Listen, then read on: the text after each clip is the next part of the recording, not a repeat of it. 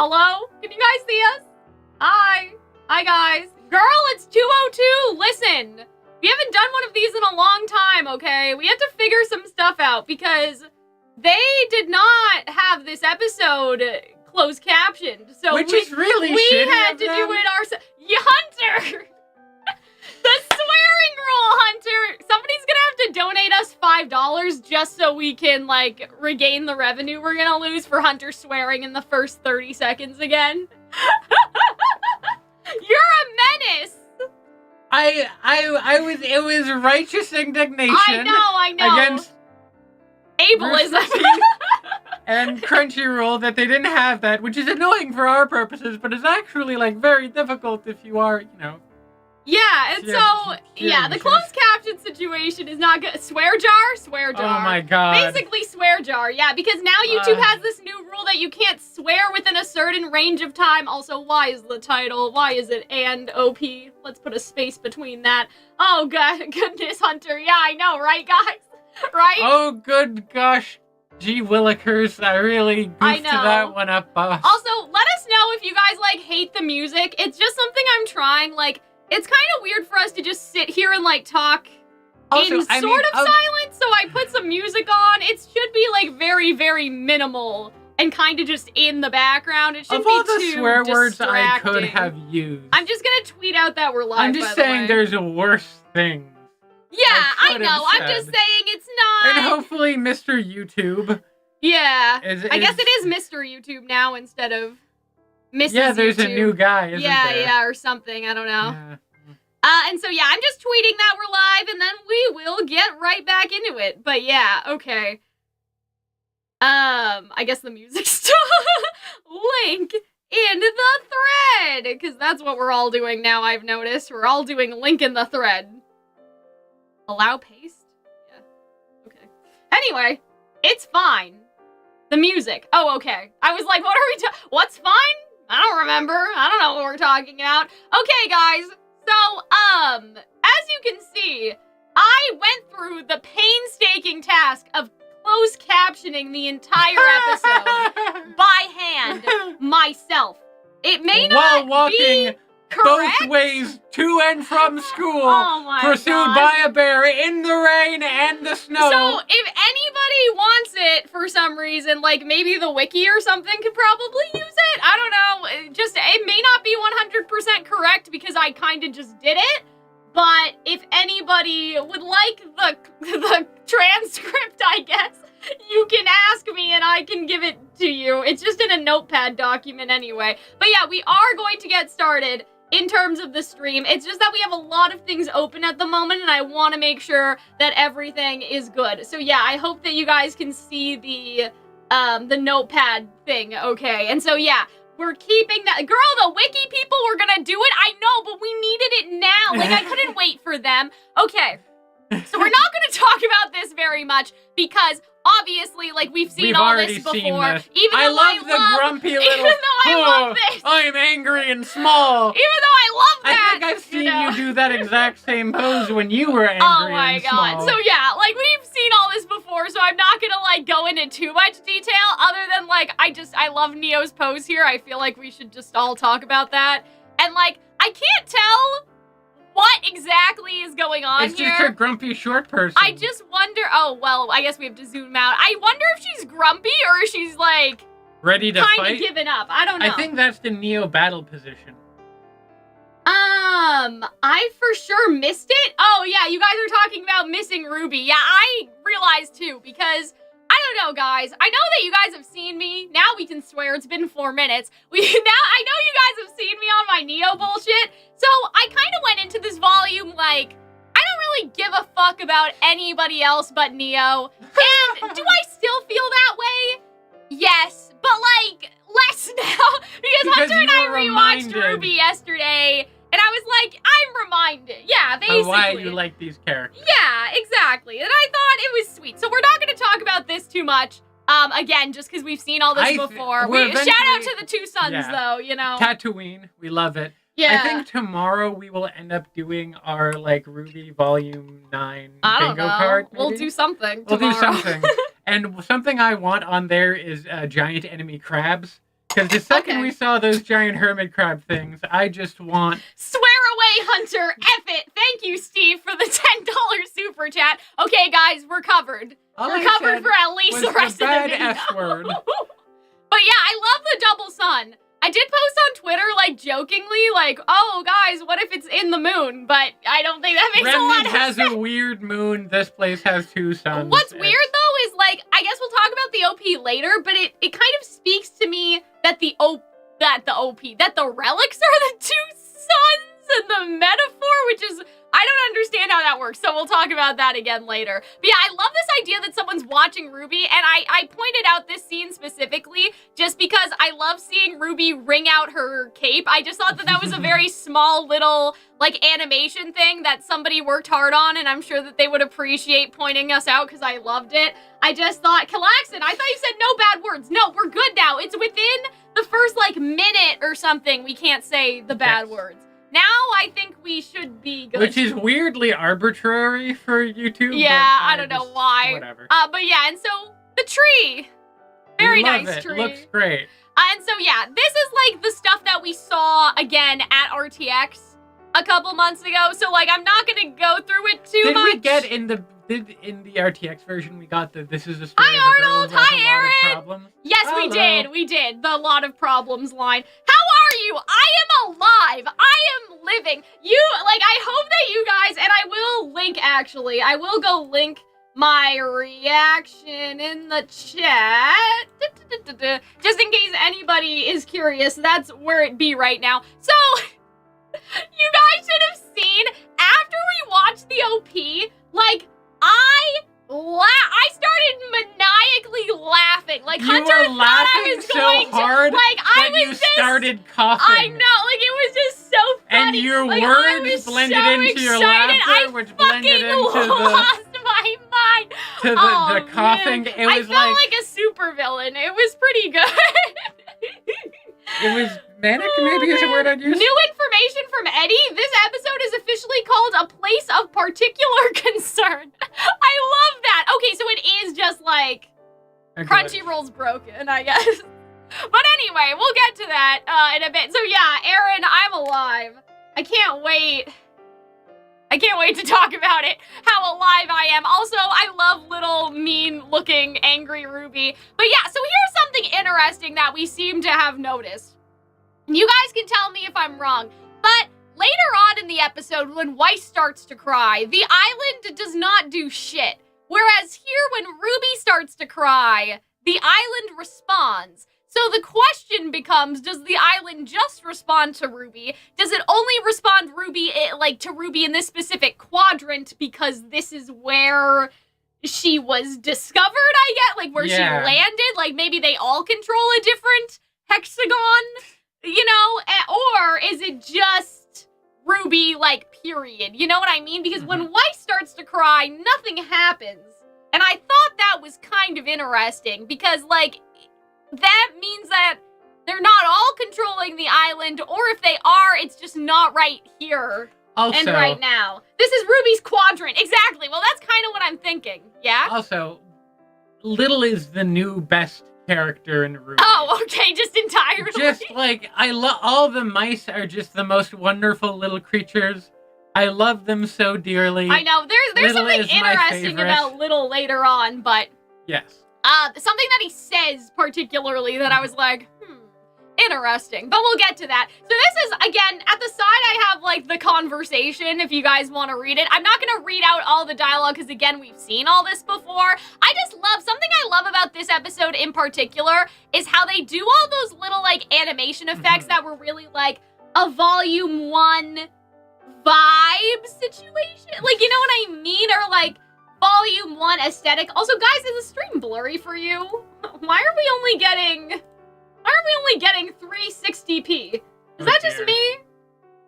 Let me know. If you guys can see us in 1080p, please let us know. Because, I can't see us in 1080p. So, it would be nice if we could be seen in 1080p.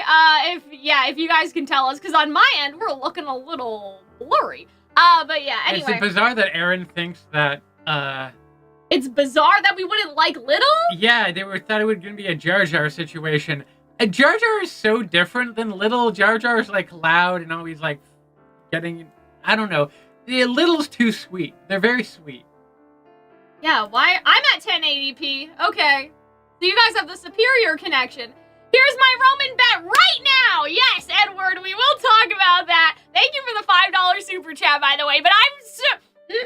there's Roman holiday things in the OP, Edward.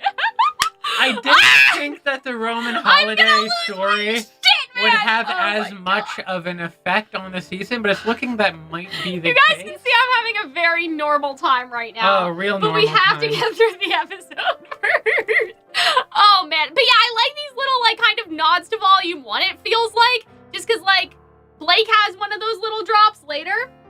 It rains because Ruby's sad for herself. It doesn't rain because Weiss is sad for Ruby. Maybe? That is interesting. I think that's interesting. I don't know what to think about that. That's a very, like, it's because Weiss is only feeling sad on Ruby. But Weiss also loved Penny, though. So I don't know. But yeah, we'll talk about it. We'll see.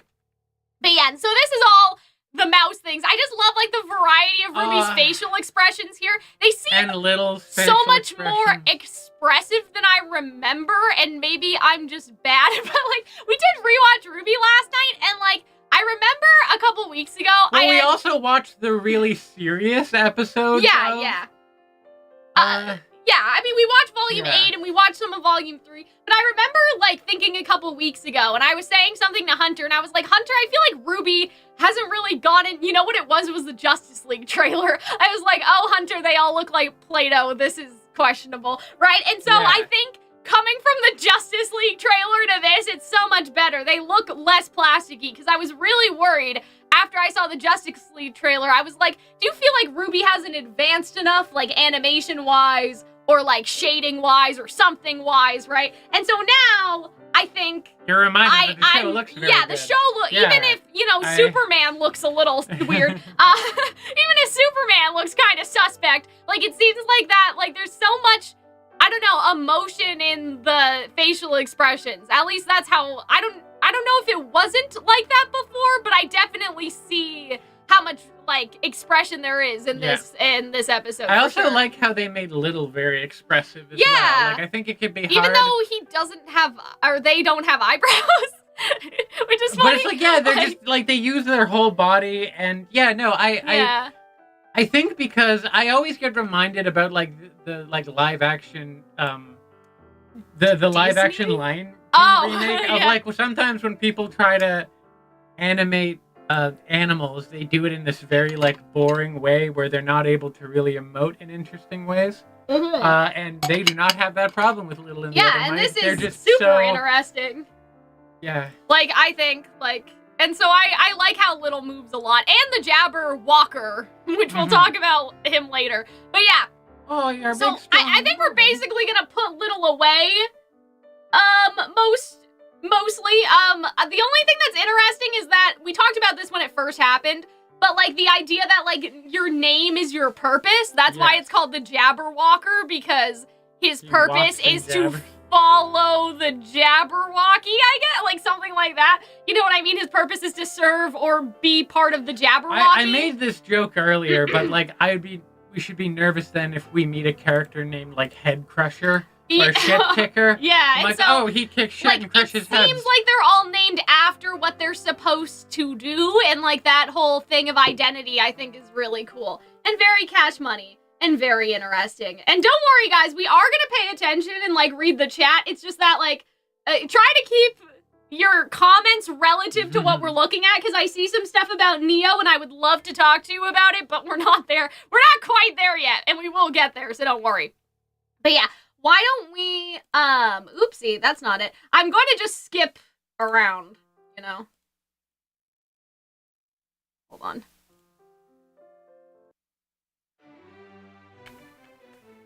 Okay, so we're gonna skip past cat ears and, like, Little being scared, even though it's cute because we have seen it before. And so let's go back over. Oh my god, why is it so big? Oh dear, there we go. What was that? There we go. But yeah, okay. I like this. I like that the I like dodo those birds little live in asshole the birds. trees. I think that's I also like the random, but it's birds had cute. their own like human voice Is this actor. the one we were using? Yeah, it must have been. Must have been. Okay. They had to get someone to honk really good to be those birds. Yeah. Okay. So this is the new stuff. Like now we are past old stuff, so we will read. Okay. You really think it's around here somewhere? I wouldn't exactly say I'm certain about anything at the moment. Gamble Shroud. Also, if you guys see a spelling mistake, don't come for me. The Notes app does not have correctors, okay? So don't come for me. Like, I can see Gamble Shroud, all right? Don't come for me. And we found each other. Okay, so here's the first thing I'll note, right? I don't think that people thought that Team RWBY would find each other this fast. I think people thought it would be at least, like, an episode 0.5 of them all being alone. We haven't emotionally escaped Volume 4 when they were all scattered to the wind. Yeah. And so I do think that that's very curious. I don't know. I don't know. Because people wanted, I think, them to, like, be apart a little longer, but I like this setup a lot. And I like, you know, Weiss and Blake finding each other just because, like, you know, it's a different combination of teammates talking. We finally got some monochrome up in here, like, you know what I mean? And so, yeah, I just love, like, the little conversation that they have between them. I will say there's some interesting stuff about Weiss this episode. But yeah, let's just get through some of this. So somebody's definitely watching them, right? I think it's the cat. Just a cat, yeah. I think that's it, because you can see that the vines are moving, and that may be, like, a point to the fact that the vines are a trap, but it could also be they're moving because they are being rustled like by someone watching. The mouse or like the mice or the cats or somebody watching. Exactly. And I love all the little details on Blake's cat ears, by the way. Yeah. Like that just made The me so little happy. fluffs, I love how everybody asks about what happened after like everyone fell, but Weiss is deflection 100. That's literally what I said during the reaction. I was like, deflection 100%. It's also interesting that afterwards she always points her face away like she's nervous of her expression giving up like the truth of what actually happened. The world's most hesitant caramel oh god, I can't read it. You know that dance, right, Hunter? Like the anime dance. Hesitant. I don't remember what that was referring to. Yeah. But anyway, the shading on Weiss's hair looks so much better. I feel like somebody went in and fixed it because the back of her head looks like the best it's ever been, I think. It doesn't look like dough. Like no, it looks better now, for sure. But 7. yeah, I like the anime thing where Weiss turns away every time because, like, it's this whole thing, like, Kingdom Hearts does it too. I also think it's just, like, that's a human thing of not wanting to show your face. But it's an anime trope, right? Like everything I know about humanity, Hunter, I learned from anime. No, like, okay, so in Kingdom Hearts, when Kairi lies to Sora about not remembering what happened in her past, they do this shot where it's just the nose down. And so hiding the eyes is a very common anime, basically, anime trope, or like, that's like the thing, right? So I think that that's interesting that they had Weiss turn away, which makes sense. They don't want to see her like as a human action or tactic. It makes sense, but also just for the trope, right? So here's what I didn't quite understand about this scene, and I would like an explanation. So, Blake says, I guess it could have been worse. Well, good news, I'm low on dust. That wasn't an invitation, Weiss, sorry. So I was a little confused about what that means, because I guess Blake is saying it could have been worse, and Weiss is saying, well, it is worse because I'm out of dust. Like, I don't quite understand what she was trying to add to that, because she says good news, but I guess she was being sarcastic? Yeah. I don't know. It was a little weird. Right over. Yeah. You know, they say autistic people can't get sarcasm, and I'm just like, is it me? Is that why? I don't know if it's... Yeah, I mean, I didn't quite... I assumed that it was like, oh, it's like, you can't just burn away the vines. Weiss was being sarcastic, yeah. The Weiss is volunteering to set the vines on fire to get her weapon, but she's low on dust. Yeah. Okay. That was what we thought, but it kind of confused us for a minute, because I was like, is Weiss joking? Weiss is making a joke, Please, like, stop. No. But yeah, I mean, For someone who just watched her friend get, like, stabbed in the chest, Weiss is remarkably, like, happy and calm and Blake giggling. is like, it could have been destroyed, and Weiss is like, oh no, arson is out of the equation. Oh, man. Well, I think Weiss has this other joke that we saw yesterday during our rewatch where she tries to joke and then Team RWBY tells her, like, to stop. Like, it doesn't land, and she says, at least I'm trying. I feel like that's the moment right here. Coping mechanism, exactly. It's a big fat cope, you know? But, like, also, in a second, we're about to see, like, I feel like supportive, Weiss, which is we're about to see. I know. Will end up being something of a meme. See, so I love this. Like, I love all the little details. They just remind me of Volume 1, and, like, they're just so cute. And I like, immediately Weiss is tired. just like, man. Which, like, either one, she's still exhausted because she's been up for 48 hours and, like, almost died 10 minutes ago. That, or it's just very hot and she needs to get out of her clothes. I wonder if they don't have aura. Because they have semblance. Like, we see Neo use her semblance to change into RWBY. But could it be possible they're more tired? Well, I'm not saying that this is how it still works. There, so right. It makes sense. But, okay. That wouldn't be the case. Books. No, not the books. That's probably not. In the show, right, people get hit and they punch things. And the reason why they're okay is aura, right? So, like, what if you hit stuff, like, without being sore in the first place? Like pulling on the vine. Would you be more tired if your aura was down because your aura is protecting you from your muscles feeling sore? Do you know what I'm saying? Know. So Maybe. that's what I'm wondering. I'm wondering if, like, their aura is pretty replenishing beat up, or so if I'm it's guessing just not it's happening. to being beaten up. But do you know what I'm saying? Yeah, no, if your aura was there, maybe it would be easier to pull on the vine. But I mean, she got her aura broken when she was fighting, right? So... I don't know. It's been a minute. It should be replenished Aaron by now. suggested her weapon is meant more for jabbing and not slashing. I did, because it is a rapier. You don't really cut with a rapier. Yeah. She's having a time of it right now. I love this. This is not the music. Hold on, guys. Let me change this. I don't know what's going on. You guys are gonna fall asleep if I keep some of these. Oh, man. There we go. Hello. I don't know how well or if at all you guys can hear the audio, but, you know, just a little something, I also love how this shot right? was in the trailer, and it was meant to be like, I think it was, yeah. Oh, look at how intense it was. She's all wrapped up in the actual scene. I love that. It's so I love, like, Weiss kind of I being, love like, just, like, comedic oh, relief. she's so happy. Yeah, see, I love that. Like, the Squiggle strain squiggle lines. I think that's really cool. That's really interesting. Weiss was literally exploded. Yeah, there's no way she's not tired. I guess we'll see. Like, we'll just have to see. I can't we'll have to wait, right? I can't wait for supportive Weiss to become like its own meme. I love that for her. Oh yeah, so you guys can see my giant.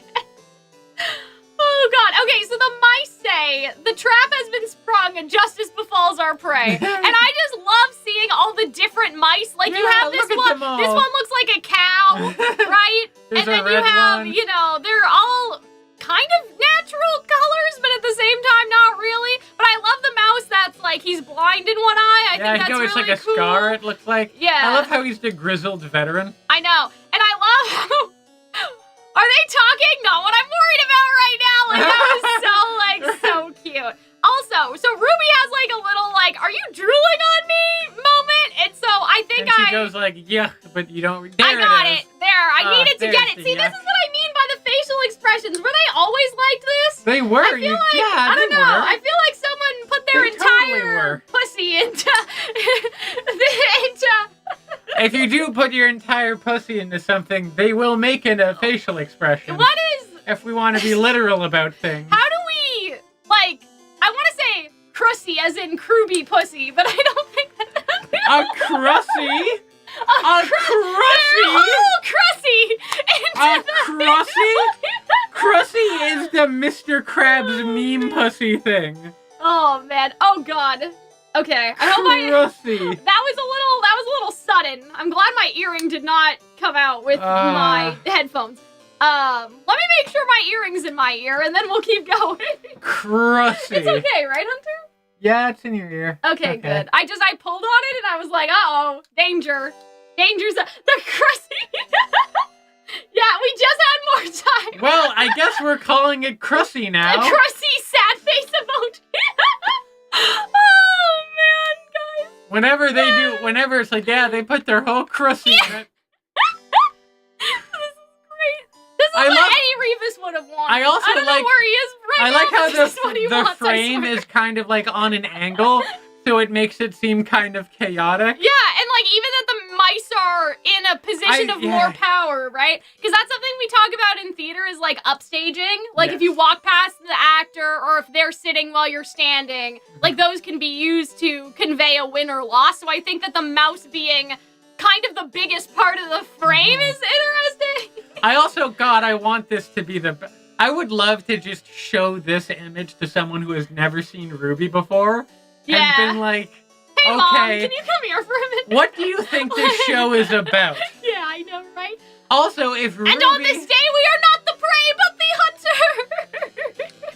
Also, if RWBY, if Rooster Teeth has, like, any sense at all, they will merchandise the shit out of these mice.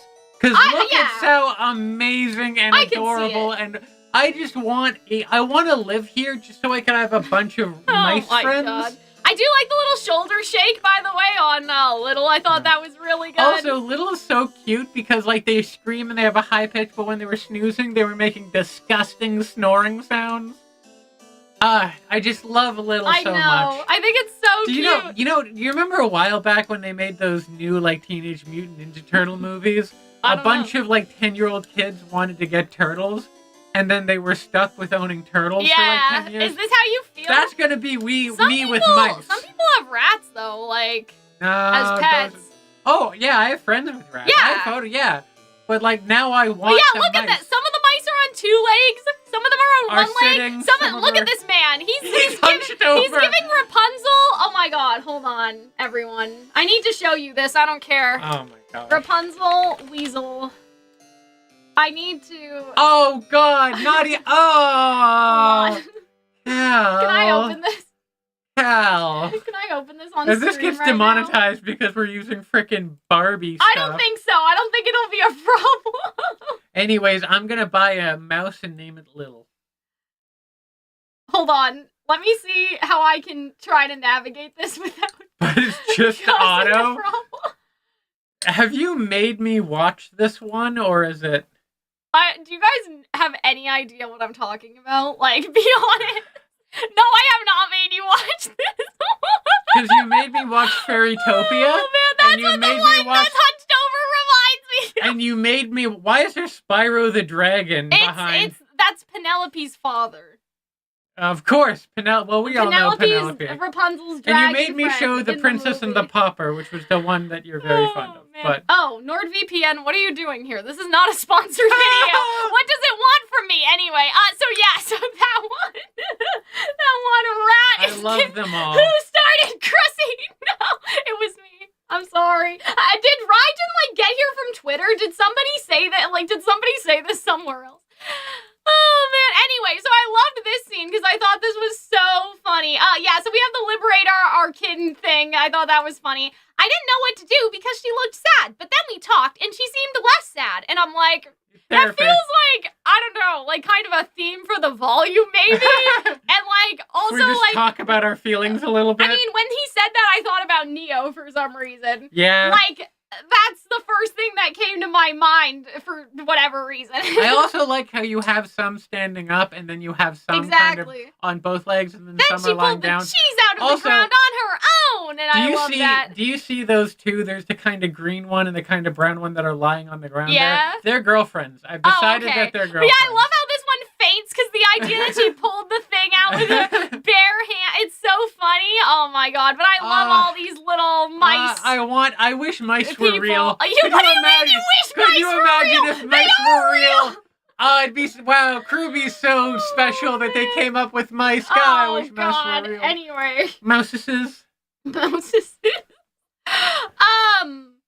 Okay, you have our sincerest. BM is blind mouse, but he's apparently called mouse leader in the credits. So sorry about that. But anyway, let's put the harpsichord music back on. He's not like blind. He just has a scar. But he's like but you can see his eye. Mufasa. No, but his eye is not widened Mufasa's out. Scar. Yeah, you're so right. he's half blind, but that's what I called him for the sake of the transcription. That's Apparently, it is mouse People leader. keep saying that they're communist mice, which I find amusing. Because I think they were like rah for the people. Oh, right. That's a broad understanding of they haven't seized the means of production yet. Oh my god, animating the mouse was nothing compared to the cat. Neo is Cal's only brain cell and he's literally spinning. That's funny. Also, yeah, see, like, just don't look so hard, okay? Anyway, you have our sincerest apologies. Please understand our kind is a bit skeptical of cats and snakes. I'm pretty sure he said snakes and cats. It was kind of hard to tell. I thought he said instinct, as if that's our instinct and cats, but I don't think that was it. I just want to hold him in my little hands, like a little ice cream cone, and just give him smooches on the forehead.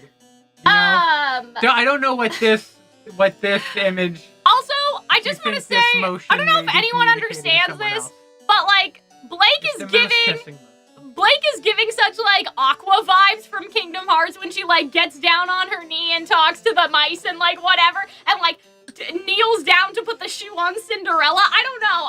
Whoever made the comment that Neo has for Blake now. Neo has the only. She's more powerful when she's like kneeling down talking to the mice. I don't know what to tell you, right? We understand, and so I like that the mice are such understanding. I love how like Weiss is in the background, like fuck. It took me longer to come around the faunus. I know. I think that it was supposed to be a faunus racism kind of thing, like reference. No, it was just not reference, but like very loosely, kind of. I don't know. It's just kind of sad that it's like I don't know. The mice beat Weiss. You know? Yeah. Also, unfortunate thing, whoever stated that Neo has your only brain cell, as all of your references have spouted so far, your other brain cell, because you have two, belongs to Kingdom Hearts. Right. But I don't know. It's just you had to be there, okay? Look up Aqua and see if you can find it. But anyway, and so yeah, I like this. Long blonde hair looks kind of scary, but isn't. But could be if she wanted to. I thought that was great. And I like how I saw a meme that someone wrote, and it was called, like, I think, Gym Jams? I forget they're on Twitter. They're amazing. And they had a joke where she kept on, like, naming, like, beautiful eyes, gorgeous hair, strong, beautiful voice that just soothes your soul, loving arms that just crushes your soul. The fan art, yeah. And then Ruby's like, and an amazing rack. And then Blake's like, and an amazing rack. Oh my god. And I just find that so funny. It's too late, Mickey. Oh god. Hunter, no. I think it's interesting the things the mice do and do not recognize. I read that wrong. Anyway, I agree. I think it's probably because they've seen a cat before. Yeah. Because Little gets chased by the cat in the OP. Mm-hmm. I don't know if that's a common occurrence, but I'm sure that that's why they know what a cat is. God, if Little dies or if Little gets a cat killed their parents. If Little gets hurt, like the tiniest little, like, if they hurt a whisker on that mouse's face, I will be so There are 100 people watching us? I thought that was the total views. 150. I didn't realize that. I thought that was like everybody. I didn't realize that was like, you're watching us. 100 people are watching us. 100 people. Talking about the Crussy right now. Heard you say Crussy. I know, oh my god. Yeah, so they've seen a cat before is what I'm saying. Like, that's kind of the vibe I'm getting. That's why they know what a cat is. But maybe they haven't seen a person. But yeah, he just shakes his head. I just love his design, though. I like the blue for some reason. Like, I don't know, just kind of the greenish. Like a greener turquoise? Yeah, like they're not abnormal colors, but they're also not, like, you know, like, they're not boring colors either. I want to see their little city. Like, I hope they have, like, a mouse city that they all live in. Yeah. That's, like, the size of a sandbox, maybe. But then Ruby says, she talks about, like, going to higher ground. Like, that's what she was trying to do before they got here. And so I like this, like, sounds like the best option for now. And so Little just, like, climbs up Blake and she has this great, like, reaction. I thought it was so cute. If you want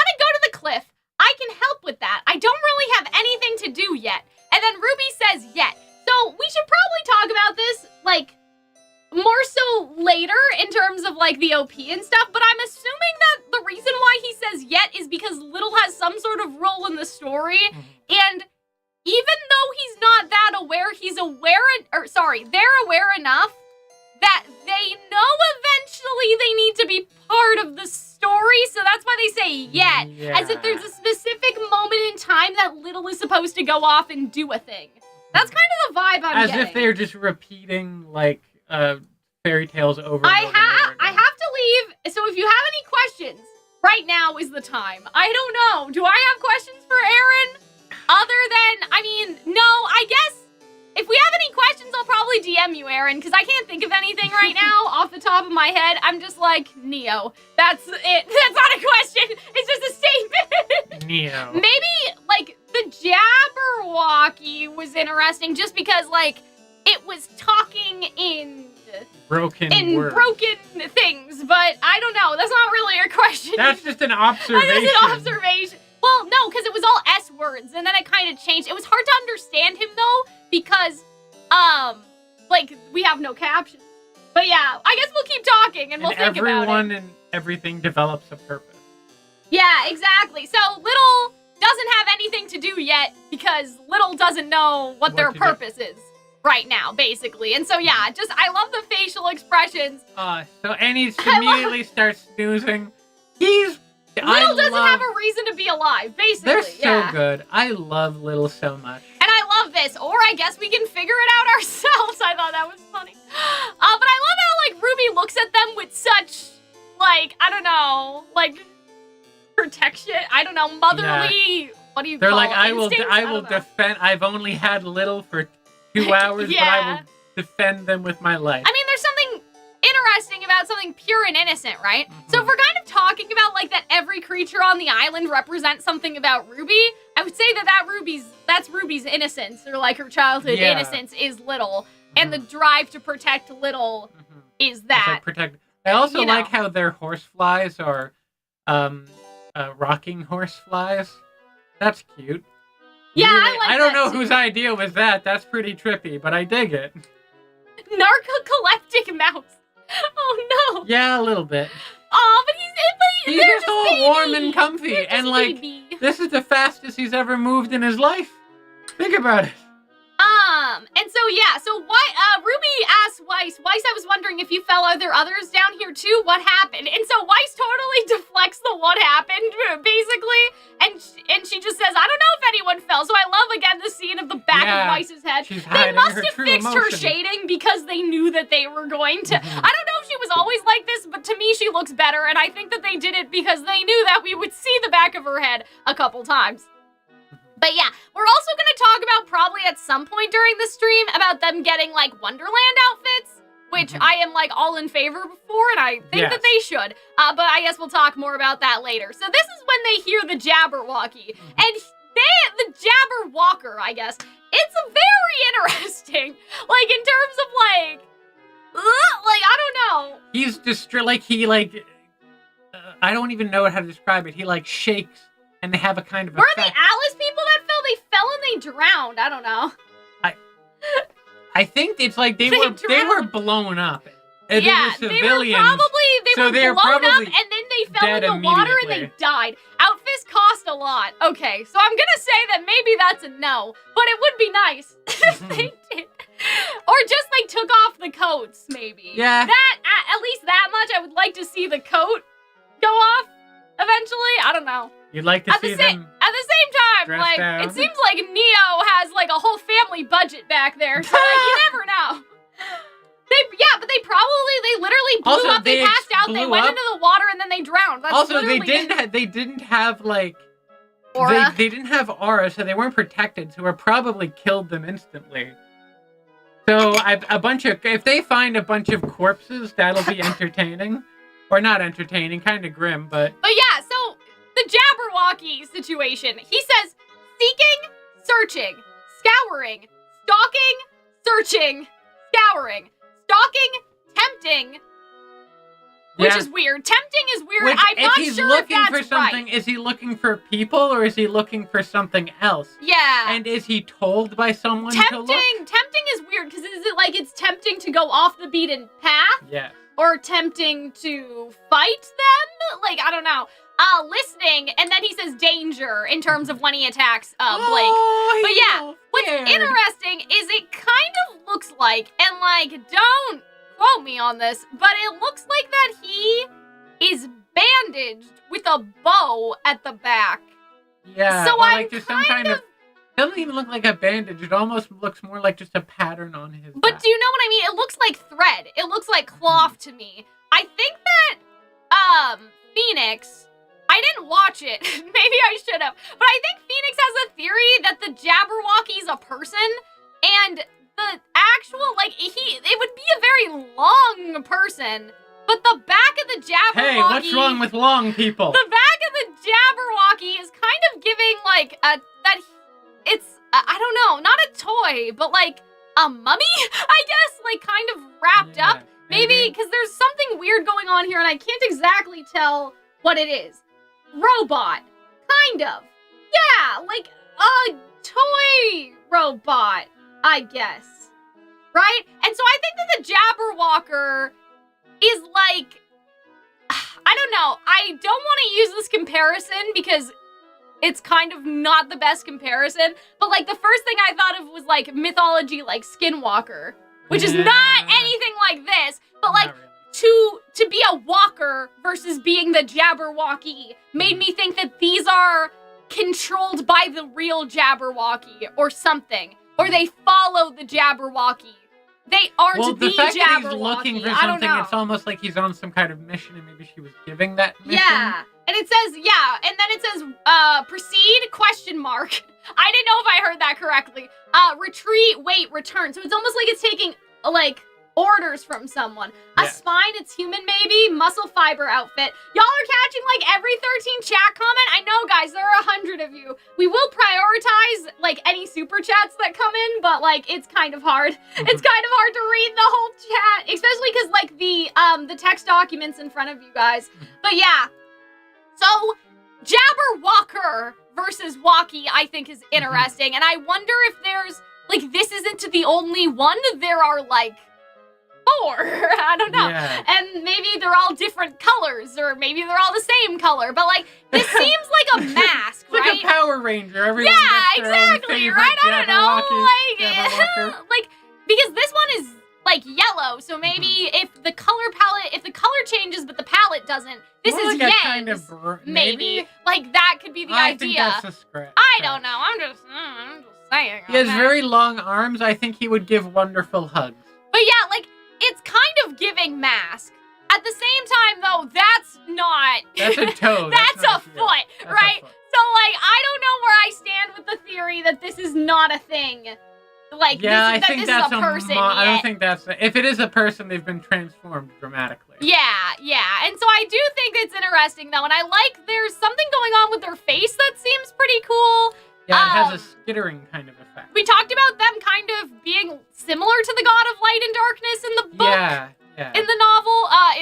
Also, the novel. I love how Yang, missing an arm, just hucks a rock at this thing. I know. I thought that was great. I love Yang so much. I'm just so tired.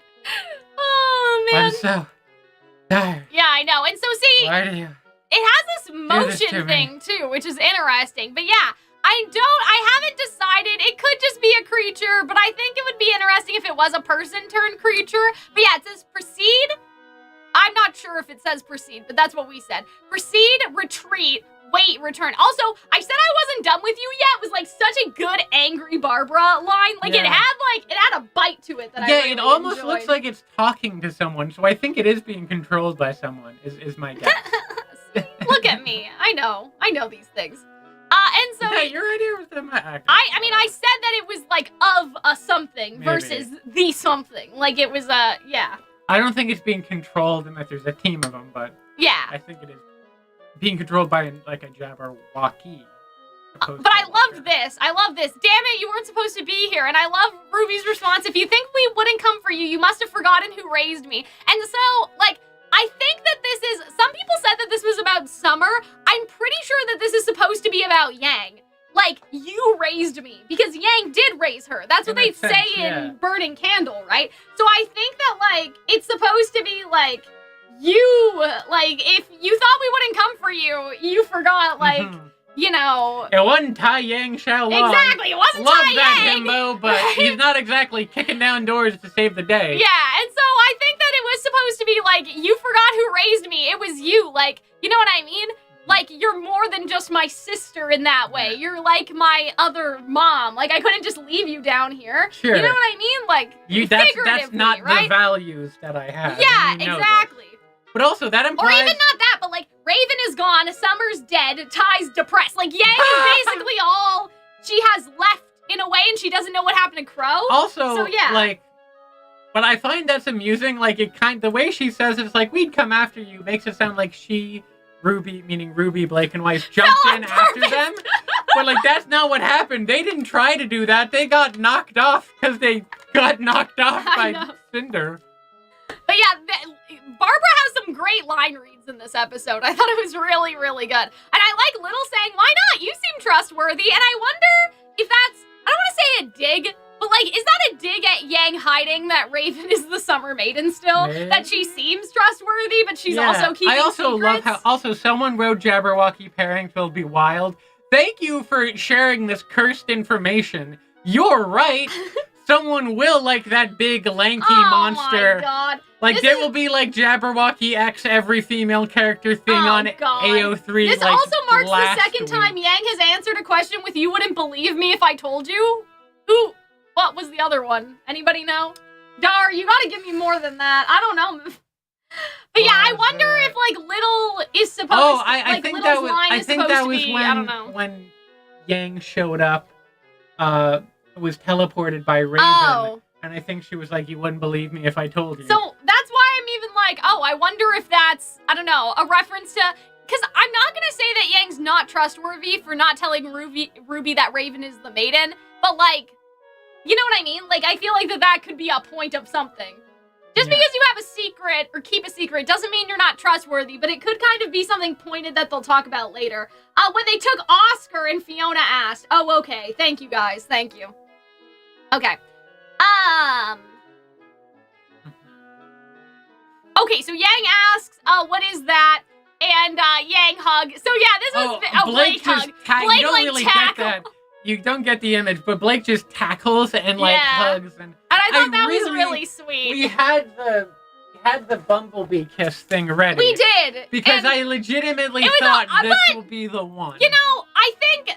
We're getting there, right? Fuck, is Aaron still here? I need to ask them. I need to, like, put their feet to the fire. I don't think Aaron can answer that question. Yeah, regrettably.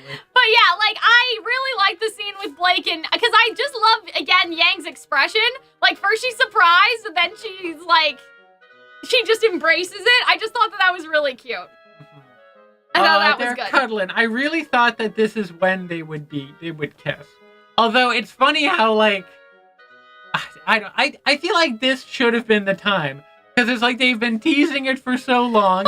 And they think they die. And the hug was really cute. PDA, and I liked it a lot. But it's just like, fucking kiss already. It's just do it. You can have them kiss multiple times. And everyone will lose their shit every time. It won't have diminishing returns. And it'll be kind of nice. It's becoming a little frustrating. I guess. But I think it's like... It's not the time. Cute. And that's cute, you know? I'm surprised that they're too, snuggling. but I don't know if it's the time, you know?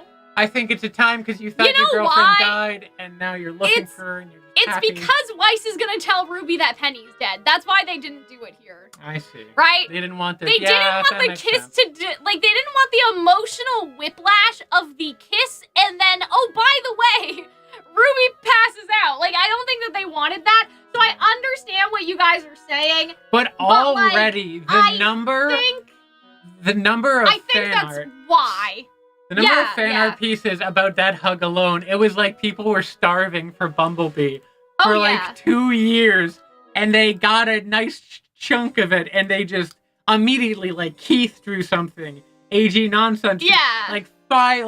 A bunch of people. I also agree with the idea that they wouldn't kiss in front of other people. Who cares? I don't know. But Yang seems like the type to kiss in front of people. I know it's been time, guys, but it's not the time in terms of the emotional arc of the episode. You just don't want me to be happy. No, that's not why. Is it because Weiss starts crying. That'd be so weird, wouldn't it? Wouldn't it be weird for Blake and Yang to kiss and the music swells and then Weiss starts to cry? Like, it would be a little weird, right? It's like, a part of me is also like they should have done it last season. Here's the thing. If they did it last season, then they could have kissed as a hello. But because the kiss needs to be this big moment, they couldn't do it right now. Does that make sense? Are they just like, when is it like, what? Is it like, oh, God. But you know what I mean? If they had kissed last season, a kiss hello would not be a big deal. But because the kiss is such a big deal, they couldn't do it when they're gonna have Ruby to cry. Right? I don't think so. I think it's very homophobic of Weiss to... Oh my God. To share that everyone's friend was Weiss murdered. is crying and Ruby passes out and they just kiss. Like, that's... no, we can't do that. We can't do that here. I have made out in stranger situations. Well, you know, maybe Yang and Blake have higher standards than you. Ow! Man. I'm just saying. But yeah, so that's also not true. I haven't done that. Weiss literally starts to cry. You can't do it here. It'll happen. Don't worry. I think. I don't know. But yeah. Isn't it just a little obnoxious though of how long it's taking? Obviously. Like, but I see why they didn't do it, you know? I know, but they should have done it before, but I don't think here was the time. They should have, I mean... Right? You understand what I'm saying? Once they murdered, it's just like, at this point, it's almost like, just fucking do it. They should have kissed last season, and then they could have kissed hello right here. But because they didn't kiss last season, they couldn't have the kiss be right here, or else that would be weird. It's because just like, Weiss is about to cry. It's like everyone else is like eating your lunch, Rooster Teeth. Right. Like everyone, it's like they're kissing and it's not a big deal, and just like let it happen already. And like they've never seen Weiss cry, as far as I know. So there's that. Like, you know, we can't take... There needs to be, like, in terms of the emotional arc of stuff. You're right. I know I'm right. You're right, but am I also... Because I'm a good writer. But am I also kind of right in that it's kind of taking forever? Right, it is taking forever. Yeah. But I'm just saying that it can take forever, and this is still not the good time. Because Weiss is crying, and they've never seen her cry Are they waiting before. till marriage? Yeah, I don't know. Like, what the fuck? Oh, dear. Anyways, off of my... But yeah, again, it's a new expression of vulnerability for Weiss. That's why we have to focus on Weiss. You know what I mean? They've never seen Weiss cry about anything, I don't think. I guess not. Right? No. In her family, or like after Beacon, or literally anything, right? Everything happened so fast, no one came back from Vacuo to help. And Penny, John tried to help, but she sacrificed herself to save time. Which is what we think she said, to save time after sacrifice herself. And Ruby just, like, passes the fuck out. I also like that she said no one came back from Vacuo to help. Because they don't know. Because they don't know that they couldn't. Because it was Weiss that said it was a one-way ticket. It's funny, isn't it? It's like she's complaining about it, but she was also the cause of it. It's almost like, I don't know if Weiss is supposed to come off as judgmental in that scene. Well, probably, but like that's reasonable because you don't know what happened. I think she's more worried about why no one came back to help. Versus like, and no one from Vacuo came back. But like, wouldn't you also have been like, they kind of let us hang like Right. I think it's both. I think it's kind of a both situation. Yeah, but like, it's like they hung us out to dry, but also why didn't they come back?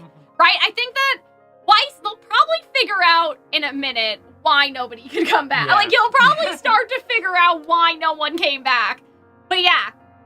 So Yang says, we have no idea what happened to the relic, or what happened to everyone in Vacuo, or where Neo is, right? So they acknowledge the fact that they don't know what happened to the people in Vacuo, They don't even know that John's down here. They don't. And the fact that they all found each other very quickly, but they didn't find John, makes me think something bad's happening to our favorite blonde, Himbo. And I love little fanning Ruby. They need to be protected at all costs. I know. See, but that's Ruby's childhood innocence, I think. I don't know. Yeah, just wanting to help and being a friend and being confused and Yeah. I just want to Oh God. What's that? Imagine if mice were rain. real. Right, see, so it's raining again. But it didn't start raining when Weiss cried. It only started to rain when Ruby cried, which is interesting. Because that would... Is that? Oh, yeah, I guess. That would kind of propose the idea that only Ruby's controlling the island, or at least this quadrant with her emotions.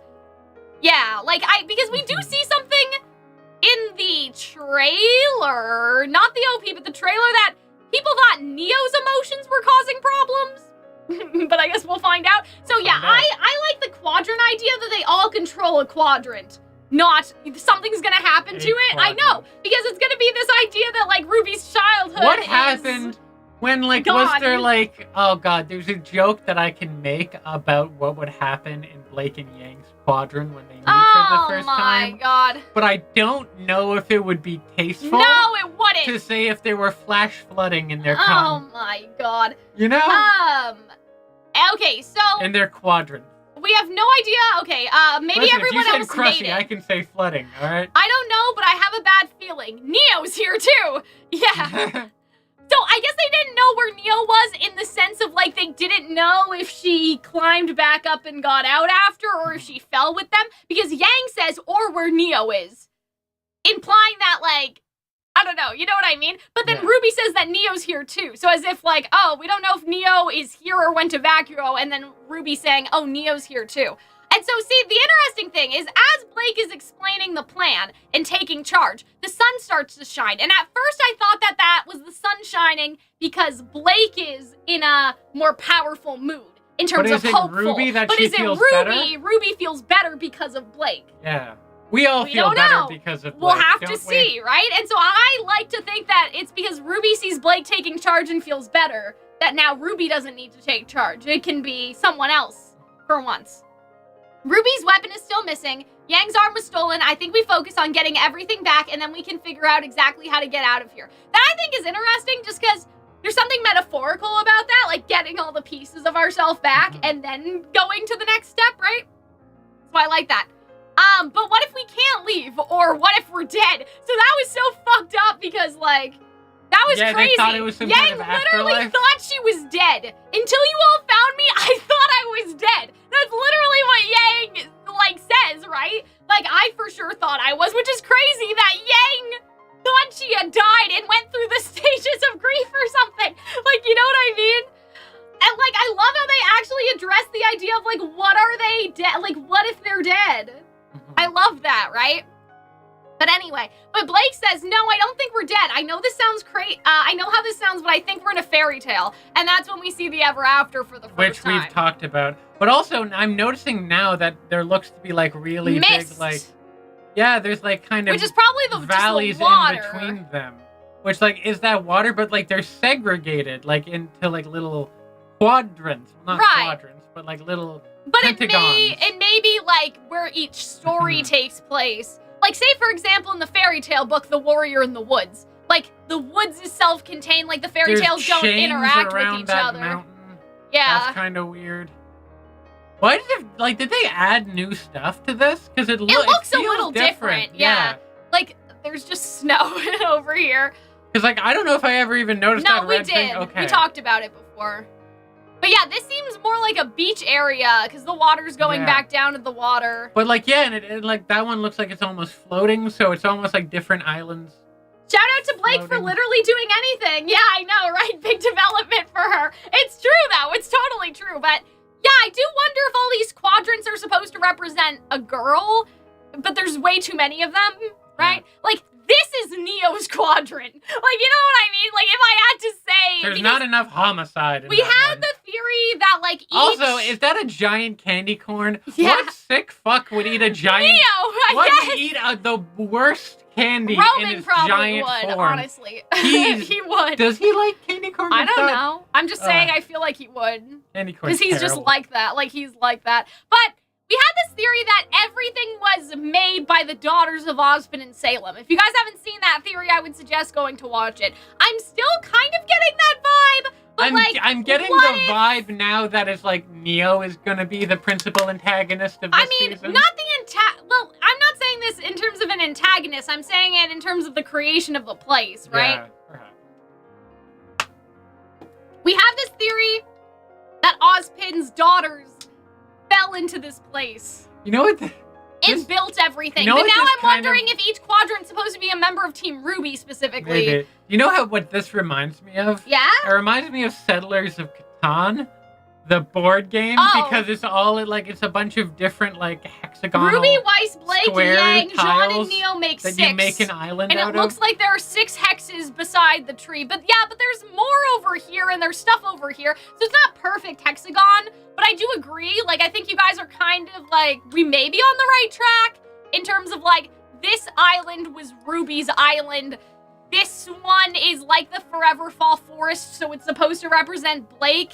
And we also know the doll is kind of a tyrannical person, right? So maybe that's supposed to be like some sort of Adam adjacent, like not Adam, but it's just adjacent, right? Then maybe, I don't know, the mushroom area, this is supposed to be Neo's area. Like maybe it is made out of them. We don't really know. But there is something sus in the OP. So let's, like, we should talk about the OP now, I think. And let me see if this will break my computer or not, because I would actually, hopefully it doesn't, but I would actually like to record this to upload it as just a separate video, because I think that it would be good for us to do the OP analysis.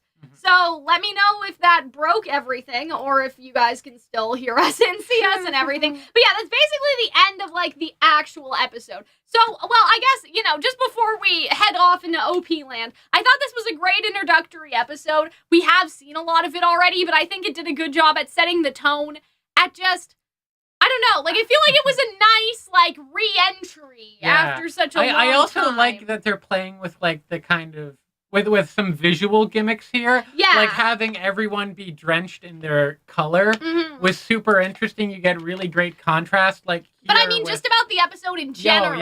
Like, I feel like that the episode, I don't know, I think that it just really hit on a lot of things. Like, I would say it was a solid 8 out of 10. You know? Like, I would say that's how it was. It was gonna be an introduction, and I feel like had it not been kind of spoon-fed us in 3 different parts, I'm hiccuping, I don't know why. Drink some water. Yeah, that's probably a good idea. But yeah, like, I feel like that it would have been better if we hadn't seen, like, all the slivers right. Our So we did see a lot of better. stuff, but I feel like that in terms of, like, taking that out of the fact, I feel like it did a very good job at being the first episode. Does that make sense? Like, you know what I mean? Like, setting, like, we're all like that, together, we know what we need to do, kind of. Exactly. Let's get it done. Yeah, like, I liked it. And I liked it too. And I think that, like, and it had I like all the little characterization things. Like, I like RWBY's interactions with Little. I like Weiss's conversation with Blake. It had exciting moments at the beginning, and then it had its funnier moments in the end, in the middle, and then in the end, it was a little more serious and sad. Yeah. And it was very diverse, and I dug it a lot. I agree. Okay.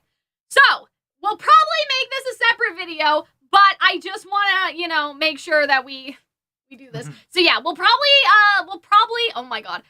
We'll probably upload this separately, but this is going to be from the live stream discussion, and we are going to go through things individually. So yeah, I love the red, like the blood contrast and to like Jean. I thought that was really good. It's remarkable that for a show that like has the thematic color thing that they haven't done something like this before. Because it looks gorgeous. And I love this idea that, like, Jean's identity is tainted by the blood. Because he's all yellow except for the blood, and which it's also, like, that's red. the second time a redhead whom he cared a great deal about died, tragically. What's interesting is that Neo doesn't have anything like that, because having the ribbon on Roman's hat also be red would have been an interesting contrast. That would. However, like is it because she doesn't blame herself for that? She blames RWBY, that is therefore true. it is. Yeah, so I think that that's the explanation for that one right there. But yeah, I like this sort of, like, they almost get their colors correct. Almost, like, I guess. But, they have but white it can't be blue. pure white, or else that would be a little weird, right? But I like this, and I like this idea. Oh, Neo is here. Okay, I don't know why that Hello, happened. Neo. Wait, why aren't you going in order? Okay, hold on, guys. Hold, please hold. I don't know why the screenshots are not going in the order that we took them. We may just need to... Oh, man. Oh, I see what happened. Sorry. Okay. Yeah.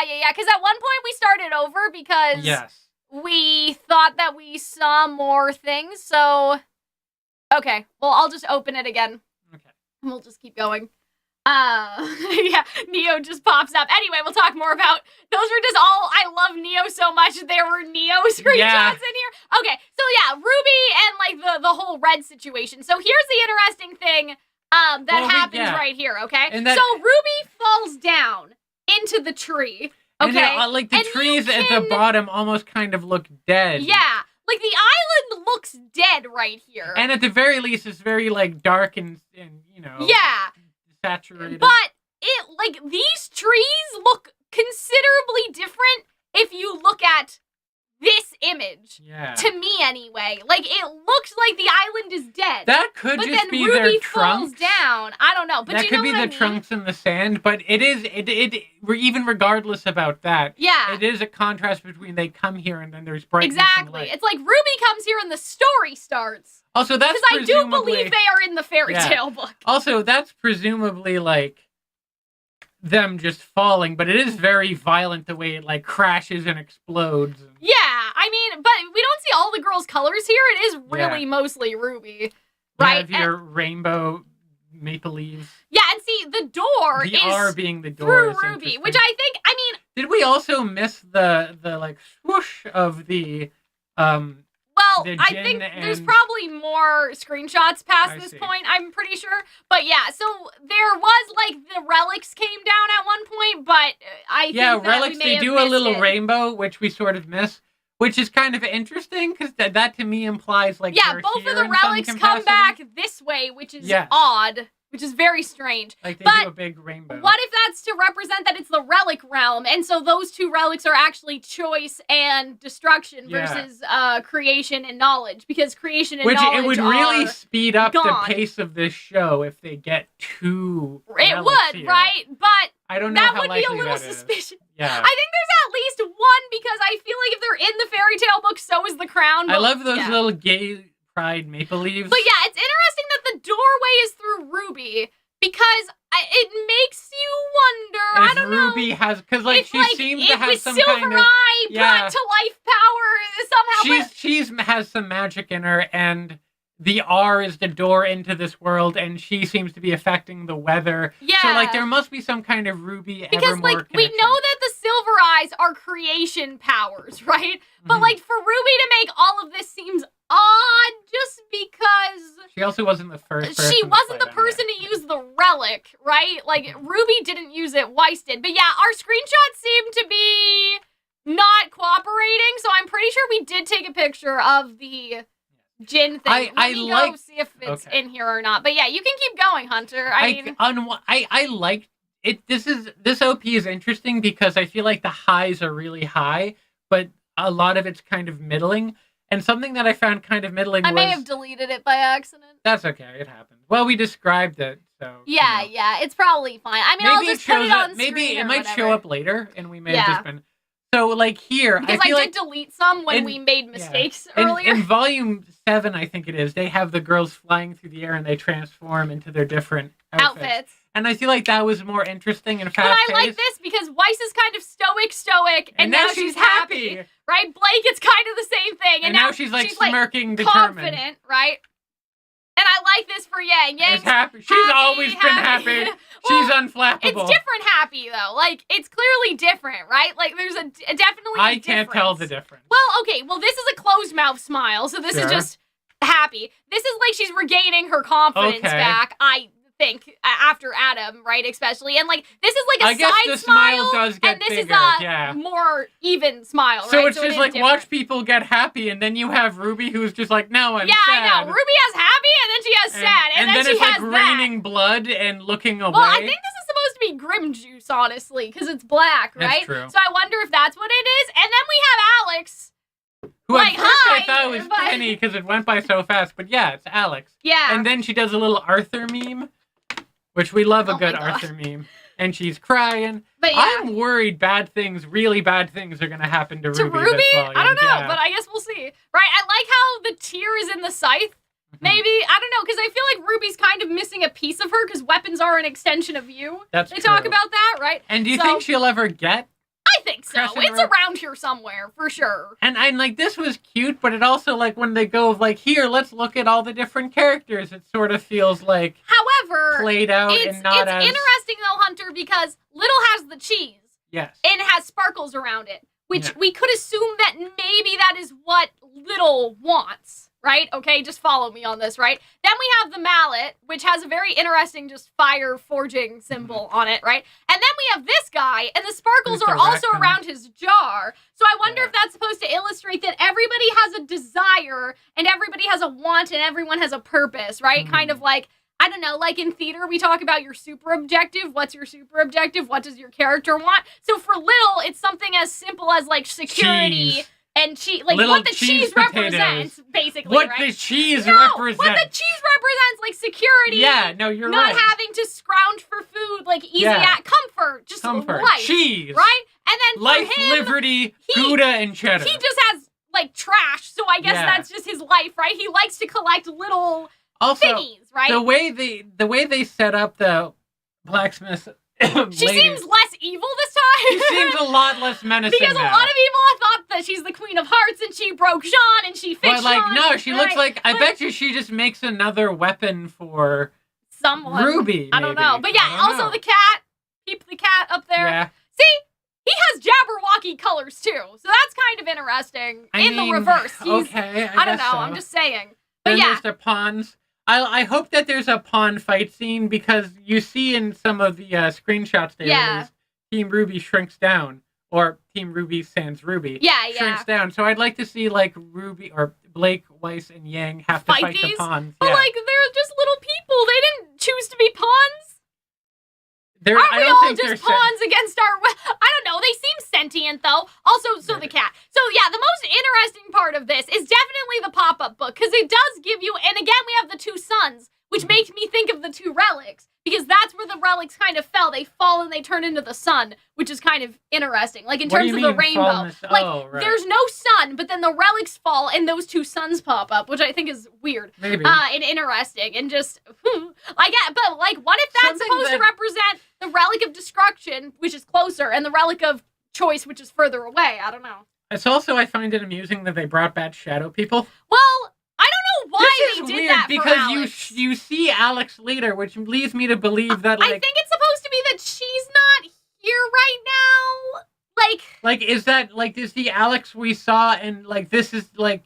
The Alex we see that's an actual Alex is, like, flashback Alex? I don't know. Where this is, like, how she exists now as a shadow person? No, I don't think that's it. This is them going through the story. So that's story Alex versus the Alex we see in color is actual Alex. Do you understand what I mean? Maybe. This is Alex, the illustration that is going through the book, because this whole thing works like a pop-up book, which is really cool. I really loved this part of the video. And gives a lot of evidence, by the way, to the theory that I had, that they're in the actual fairy tale book, by the way. Just want to throw that out there. So, also, poor Little's getting chased by that mean cat, and I don't like it. So, this is... Jinxie. Jinxie? I don't know. So that's the raccoon, I think. Yes. Yeah. So, I don't know. It's kind of like a little caravan type thing. Yeah. But yeah, and so we have the city here. And again, like sort of a pop-up book situation. And so, yeah, like I feel like that this is supposed to be Alex already did the story once vibes. Like Alex already went through the stories. I looked up the symbolism of cheese and it says cheese represents the things we want in life, like love and money. Yeah, and I think that makes sense. I mean, he's also just, the mouse is a mouse. But like, yeah, like, you know, they say cheese is like slang for money. So it kind of... They say. I've been listening to the youth as of late, and they say the most peculiar thing about fromage. Oh, those youngsters, I never do understand them. Calliope has a song where she mentions, like, cheese as a slang. It's kind of a funny little line of dialogue. But yeah. And so I think that this is just supposed to be that Alex already went through the story. It's like the world only awakens when it's telling the story, and now it's telling the story with Team RWBY instead. What's weird, though, is, like, RWBY is behind everyone. Like, at first she's equal with everyone, but she's clearly a bit more reluctant than they are, right? Then they're walking a bit further ahead, right? And then she's, like, really sort of lagging behind as they're all running. So it's like, it's almost like Blake, Yang, and Weiss are enacting the story as it was meant to be enacted, which but makes me more nervous about something really bad is going to happen. Well, she can't die. She's the titular I know she can't. Well, RWBY is retracing the story. Exactly. It's exactly like Kingdom Hearts Dream Drop Distance. Yeah. Okay, I said it. I said it. It's like Dream Drop Distance, right? Because in Dream Drop Distance, basically, if you guys don't know, I don't know what would be a better example for this, but they go into the County of Musketeers, which is the past, and it's the Three Musketeers. And, like, they go through the story of the Three Musketeers, but it's already happened to, like, Mickey, Donald, and Goofy.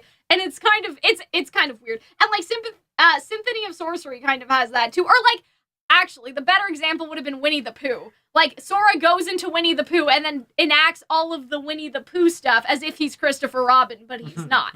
Right, as a replacement.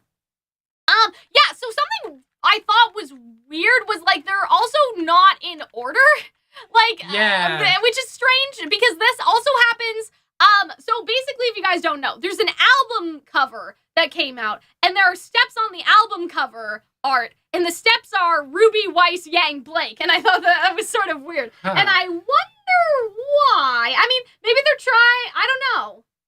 Does RWBY I don't know why they swap exactly. It's sort of interesting. It's kind of weird. Okay, so let's talk about the gay smoke for a minute. Yes. I do see you, Dar. Did I not just read out what they said? Did I not? I mean, the chat also has, like, a big empty space under it for some reason. Which is peculiar. But anyway. So yeah, let's talk about the smoke. But yeah, so the Butterfly Man was also on the cover. And what's interesting is he has a lot of moon stuff going on, which is kind of like him and the lady are both on the album cover. And she's like the sun while he is the moon. Like, that's kind of the vibe that I'm getting. I don't know. Like, I feel like that's kind of the vibe that I'm getting out of that. So is it supposed to be a god of light versus god of darkness, or sun and the moon? Or are they supposed to be like, because there's a story in the fairy tale about the sun and the moon. And the idea is that the sun fell on the ground one day. And so they fixed the sun kind of, or wait, no, I think it was the moon first. They took some of the moon and they made the sun or something. Like, there's that sort of thing. So maybe it could be that, like, the sun, made the caterpillar? Perhaps? Like, maybe? I don't know. Like, I'm trying to think about how the fairy tale book applies to some of this. All I know is that the smoke has the same kind of blend of colors. As Neo's tea, which we'll talk about. Which makes me assume this person's kind of bad news. He's definitely the hookah caterpillar from the story. And I think I may need to re-look at Alice in Wonderland, because I'm not entirely sure. I read it as a kid, but... I mean, it's kind of hard, too, because it is... I don't want to say it's a bunch of nonsense, because it's not. But the Disney version really cleans things up in terms of the actual plot of the story. There's still not much of a plot. When you read Alice in Wonderland, it kind of feels like a bunch of disjointed little anecdotes. It feels like an anthology, as opposed to a story. Because it's just a series of weird events. So, I don't know. I'll have to look into the caterpillar thing more, because he's giving moon, right? And he also, like, his wings don't look like it right now, but in the album art, he has, like, the same sort of butterfly wings where Ruby and Maria, they're talking about creation butterfly. So, kind of weird. Also, the cat is there. I love, like, Spot the cat. We got some, I don't know, ink blot. Some people thought this was ink blot, or supposed to be ink blot. Maybe? I don't know. I think it's just... Contrast. Contrast, it looks really good. The fact that they're showing Jean so much makes me assume he isn't going to be turned into some kind of monster. He is. I know he is. I don't know. It makes me suspicious, I should say. But they haven't shown Jean so much. They showed him twice. Yeah, but like... And this is him, They show him about as much as they show Neo. This is when he has time running out. No, they don't. They show Neo twice. They show Neo like 3 times, or at least a couple more than that. Oh, we should look at the lyrics, too. Let's do that at the end, though. I do think that... Let's read these. We'll read the first verse. People think that the second verse is about John. But, yeah, okay, so let's read this out, okay? I hate lyric reading, but luckily I don't have the melody in my head, so I shouldn't cringe so much. They tell us to do that at school, and I'm like, no, I'm not reading my song to you like a fucking monologue. Sorry. Like, it's a song for a reason, but anyway. Sinking down into the depths of nowhere. Also, Casey gave us this, by the way. Oh. Not me personally. She posted it on Twitter. Okay. Thanks, I am undone, clasping tight onto memories I know they'll be overrun. So I feel like, again, that could be anyone, but somebody said that they think the first half of the song is about Neo and the second half is about John, and I kind of agree with that interpretation. By a girl. So they'll be overrun by a girl, which is interesting. We must live with the balance, but balance is blind. Lost her world. I feel like that could be about Roman. Right? That could also be about if this is about Alex. Neo, But if it might not be about Neo. Right, but going on the assumption that it's about Neo, because vengeance is a riptide in a fairy tale she'll find. So they're talking about the vengeance, right? So I think that's sort of why people think it's about Neo. That's true. Just because, like, the world is supposed to be Roman, and I think that there's definitely something to say about Neo being worried she'll forget about Roman. Like, not in the show, but I have that headcanon for Neo, so I could see that being possible. Inside a new me, I'm ready, but who will I find? Inside, I gotta let you go, but could I lose my mind? So I think that's also, I could see that being about Roman in the sense of, like, she thinks that by giving up her revenge on Roman, she is giving up on him. Like, she can't make herself move on because she's afraid of who she will be if she moves on. Mm-hmm. And I think that's something that we, like, I toyed with in the fanfic, which feels funny to talk about, because I'm like, oh yes, like this, this literary idea for Neo's character arc, I did it in my Desert Oasis fanfic, so I perfectly understand it, right? But at the same time, like, I don't know, I kind of toyed with that idea, so I think that that's interesting, right? Like, I gotta let it go, like, let your revenge go, but she's afraid of losing her mind.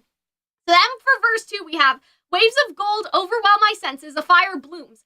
Why should I fight to connect with a world I cannot exhume? So I feel like I could see that about Jean, and, like, the waves of gold in terms of, I don't know, it's kind of hard to explain, but just that, like, Jean tries so hard to fight and so hard to be a hero compared to everyone else. Like, not compared to everyone else, I shouldn't say that, but he's had to try harder since the very beginning. Like, he forged his transcripts because he wasn't ready or capable. And it's like, I entered this world of my own volition, but I wasn't strong enough to actually be in it, right? Like, if Jean was a quote-unquote real huntsman, maybe he would have been able to save Penny, but he's not. He's just a fraud with forged transcripts. I feel like that's how Jean feels about himself. Trusted love, that the world is ungrateful, a family estranged. Hatred won, what I'd give in exchange to be happy without trying. See, that's the only thing is, like, people think that the second part is about Jean, but I don't know if that pre-course is. Because a family estranged kind of lines up with us seeing Neo's family. That could be Neo, but it could also be, like, it could be Weiss. It could be... That is true. That is Yang. True. It could be RWBY to an extent as well. But I'm saying in the context, some people thought that was about Jean, but I don't know that.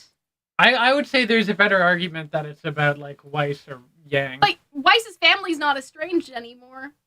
Well, one of them's fucking dead. That's why they're not estranged. She thinks they're estranged. Well, Yang, certainly, her and her mother have And issues. so then but she doesn't know. Just repeats she doesn't know her dad is dead. Okay. No one knows that Jock's dead other than Ironwood. The full version of Inside is on YouTube. Yeah, it is. Yeah, sorry guys, I could not read the chat because I was reading the lyrics. The rhythm of time as it embodies the cycle, the phases of the moon. Oh, okay, so you guys are looking at moon phases. The cover art's just a shot from the intro. Yeah, I know, and we'll talk about that. Okay, yeah. And so I think that, like, the verse 2 speaks to Jean. I don't know if the other part does. I would say that that's more Neo again, right? What I'd give in exchange to be happy without trying, because that's how she felt when she was with Roman. I guess so. I don't know. There's an argument to be made. Kind of feeling like it's a Neo song, not all of it. Like, you know that meme that of, it could like, apply to everyone else too, but you know that meme feels like about how song. there's, like, the guy who's only watched Rick and Morty watching another movie. Wow, this has Rick and Morty vibes. I know, but I'm just a girl that only cares about Neo. Wow, this song has Neapolitan vibes. Right, there's not everything. Because, like, I don't know what the gold and stuff and all that stuff would be. Why should I fight to connect with a world, though? Kind of does feel like Neo. Like, why should I be here when they won't even listen to me? Like, maybe. Call back to Roman Holiday. But yeah, I don't know. I'm just saying it. It's interesting, right? But yeah, so this area looks like the portal world. Yeah. It makes like you wonder. If they tried to do this before and this is how it looked. You know what I mean? But yeah, it could be estranged in terms of Jean and his dad, because we do know that that's a thing. But yeah, so I think it does seem like a Neo and Jean song, at the very bare minimum. Everyone else, I'm not really sure. I think the chorus definitely applies to everyone, but yeah, Neo and Jean vibes. But yeah, what if this is the path this is when very, somebody like, made it the MC first time? Escher. Like, what if during the Great War, before they used the relic maybe to... But before they used the relic to lift up Atlas, Ozpin made this so the troops could get around. If you look, it's almost more like a maze because over there we have these two that are just connected. So I almost wonder if this is like less a place that connects places and more just like a maze that they've got traveled in. Maybe. That they have to pass through. But maybe Ozpin's plans sucked more ass than Team Ruby's plans, right? I don't believe that. I think... say all you want about Ozpin. No, but in terms of the plans, because they didn't have the same technology. Maybe. What they show in Broges for the portal is schematics from the Schnee Dust Company portal thing. Like, you know what I mean? The thing that Weiss gets sucked up in, I think, and a couple other things, right? They show blueprints. Ozpin wouldn't have blueprints when he was in his era. So what if, like, during the Great War, they made these portals so they could get around and end the war, and Alex accidentally fell down? And that would make sense because, like, when you think about the material, maybe Ozpin said, I want a bunch of paths made of brick that have a bunch of portals that go here, here, and here, or something. Like, something less specific, I guess. This is how I think we get to quadrant, maybe, but, like... But where would they find this I don't know. Area? I don't know. If you really look at it, the fact that, like, it's communist recurring, it looks more like a maze than anything. Ozpin would have normal blueprints, I guess, if he made them, but it was also 80 years ago. Do they have blueprints in... Like, I'm thinking about, like, Leonardo da Vinci type, like, blueprints, you know what I mean? On, like, that sort of thing. I'm not thinking about, like World War I parchment. I'm thinking about, like, even, like, long ass time, like, Aristotle parchment. Like, that's how I imagine 80 years ago was in Remnant, even though it probably wasn't. But yeah, I wonder if that's could have been what happened. That Ozpin did this before and Alex fell. Part of me is like, the world, that makes sense, perhaps, but it looks very topsy-turvy, and I get more of a vibe than a maze. Well, maybe it doesn't look exactly like this, but also, is this the same pattern that's on Neo's... No. Is it? No. Hold on. That one is flowers. No, it's not. We'll look at it after. You have Neo on the brain. No, I don't, so Hunter. Bad. Hold on. Let's just... Yeah, it's not. Yeah, I guess it's not. It kind of looks like it, though. Oh, you mean the table? Yeah, not the teacup? Table. Oh, no, that's different. No. Yeah, it is different. It doesn't You're right. But it looks... But I don't know. When it's zoomed in like that, it kind of looks similar. It has the lines, the red lines through it. The, like, pinkish lines, rather. But that could be reflection from the clouds. I don't know. It's kind of... But, yeah, I don't know. I'm just saying. Clouds don't reflect. But it's the lighting. I guess so. The pink... I don't know if tinted. they would create lines. I don't know, Hunter. I'm just saying. I think you're reaching. But, like, what is that, then? The water? It's a fucking topsy-turvy backwards world. I know, I'm just asking you. It's not meant to be, like, sensitive. I know, I'm just asking, is it water or is it tablecloth? It's not my fault that I can't tell. It looks a little, I can't tell, right? But this seems important. So it's weird that they black out her body later when you see it here and then you see it perfectly. Because this is not part of the story anymore. This is different, I think, right? And so I think that Alex, like, first of all, Alex has amazing hair. Thank you for somebody. Fucking finally. Jesus Christ. We'll talk about that. But yeah, I think this is interesting, though, because we see Yang on this bridge, too. So I would say that maybe the bridge is how they get in between places. Perhaps. Maybe, and that they see kind of maybe a ghost of Alex in a sense, right? But yeah, that does have, like, Neo vibes, the way it transforms. Yeah, I do wonder if that's supposed to be Neo. You know what I mean? Because the way it cuts from that to Neo seems very suspicious, right? But yeah, I love this scene with her Neo. drinking her gay tea. So that's the same colors as the hookah smoke. Yes, which makes suspicious. me assume that what if, like, Neo gets under the control of the hookah person? I don't think control's the right word. I think Neo would take drugs willingly. Do you know what I mean? I think Neo would willingly do the drug. You say control as if, like, oh, but Neo wasn't bad. She was under control of the hookah caterpillar. She didn't mean the hookah caterpillar is making these things happen. Right, like, but making these characters appear behind her. I think she wanted to take the drug. I think she agreed. Oh, how about this? How about instead of the hookah is facilitating this? Yeah, exactly. She's with him. But she's not, because when you say control, I imagine, like, Neo didn't mean to kill Ruby. She was under the mind control. That's right? not what I mean. I think it's more that, facilitate is more yeah. the word. And I think that, like, the teacup's interesting too because it looks like Neo colors as well. Except for but then it has the flowers, so what does that all mean, right? And so yeah, oh man, guys. You have your look at her. The way you screamed when we got to this part, it was a little like it was a little extreme. Oh, you don't have normal. You can't. You are incapable. So hot. You are incapable Isn't she? Look at that. of having normal feelings about these fictional characters. I would if Neo gave me that face, I would do anything. I would do anything. I always assumed you wanted to be Neo, you know, not when be you're with bisexual, Neo. it's kind of confusing. I guess that's fair. But guys, look at that face. I can't. I think there's a flash flood in someone's quadrant tonight. I'm gonna die and explode. I know, that's what I'm saying. If Neo looked at me like that, I don't know what I would do, but it wouldn't be good. That's all I'm telling you. We will go back to this though, because I did enhance who is behind her, but she's just, it's the face. She's so It's pretty great. pretty. It's pretty great. So, you guys may not have noticed this. So, you heard it here first, okay? And I'll upload this after the stream is done. Okay, so, yeah, we have illustrations in the book of Alex and the cat, which I think is really cool, and gives more evidence to the idea that they are, again, in the fairy tale book. And we don't have that many more. We have one of seemingly of the beach, so that's the beginning of the story, when she washes up, probably. And then we have the there's interaction another with one the cat. of it looks like a mouse. Yeah.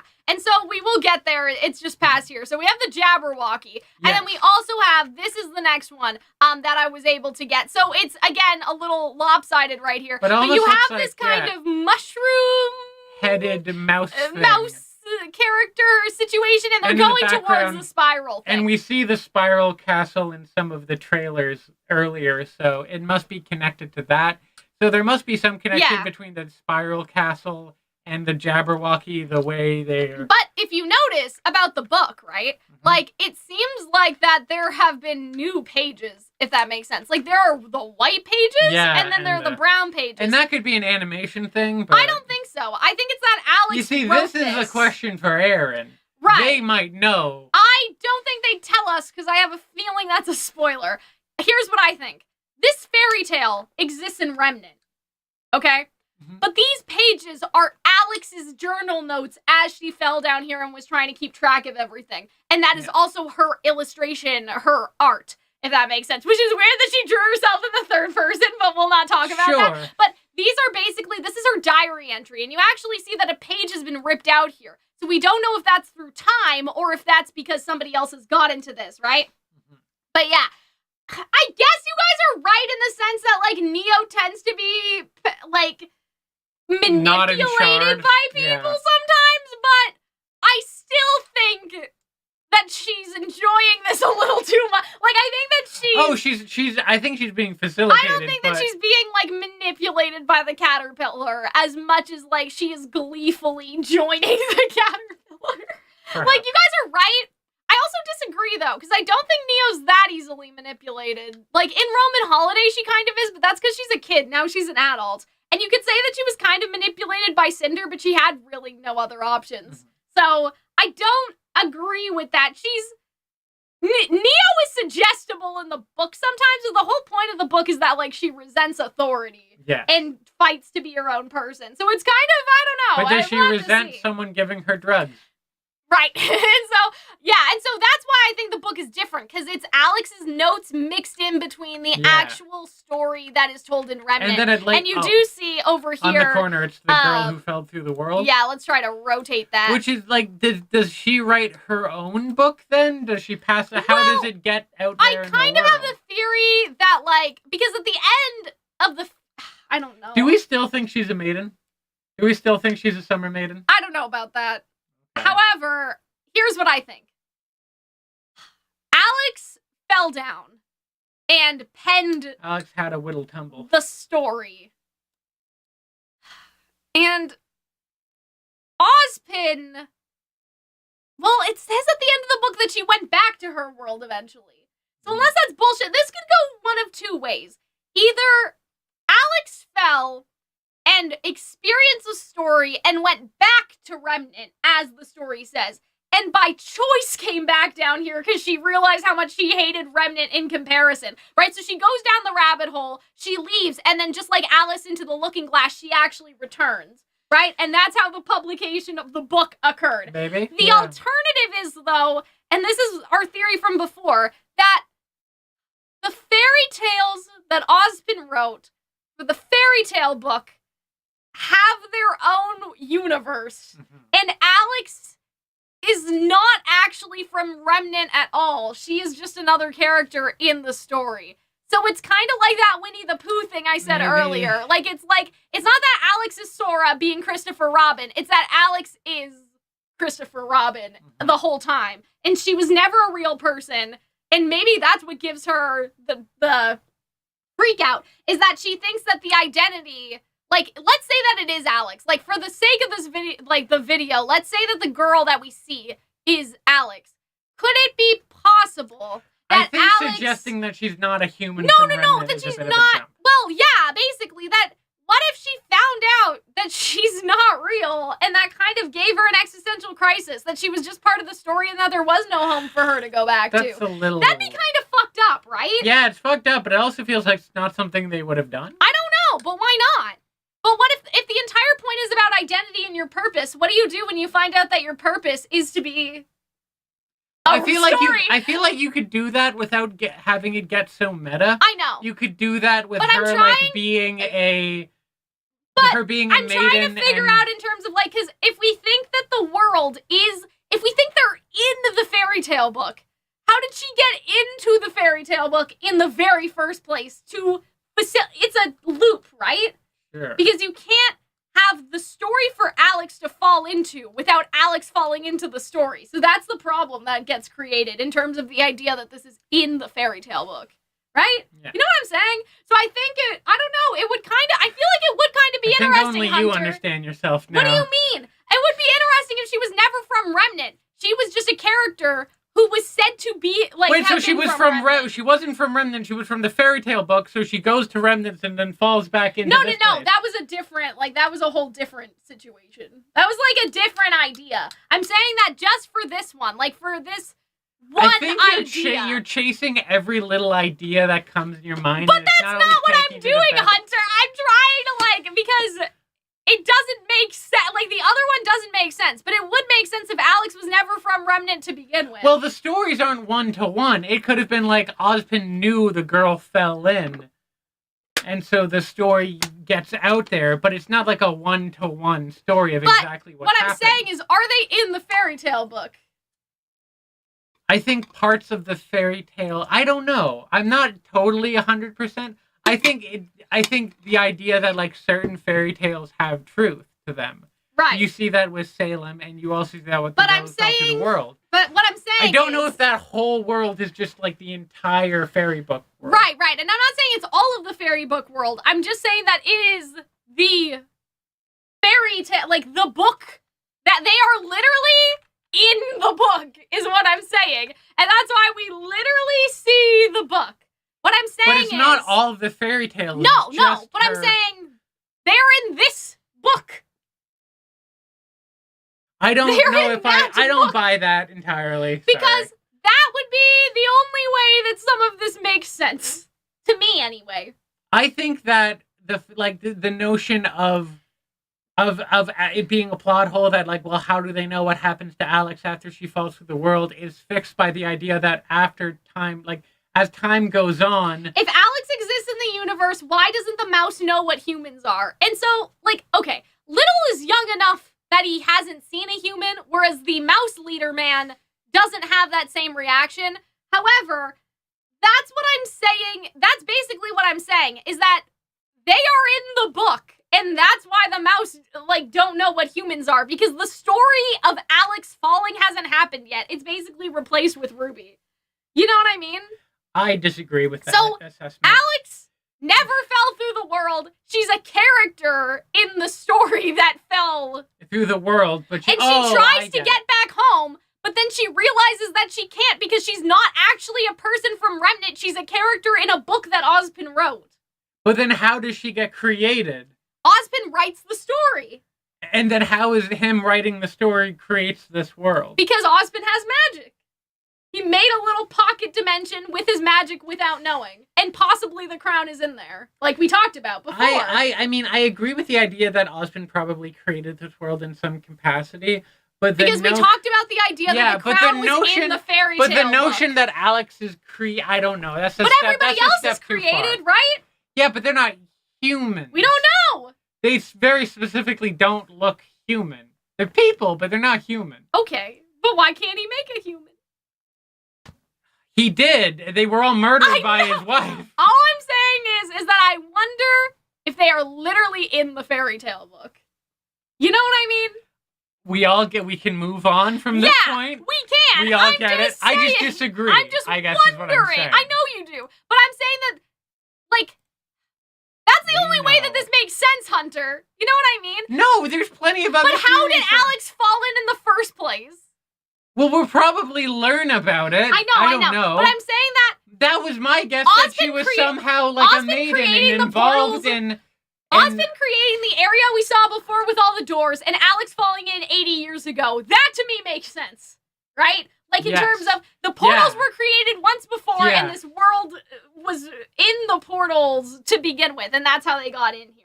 Yeah, but like you just answered your own question, right? But that's one option, and we will. But you said you didn't think the king made those, and that they were just a artistic expression of the turns and the tribulations. This thing over here, remember?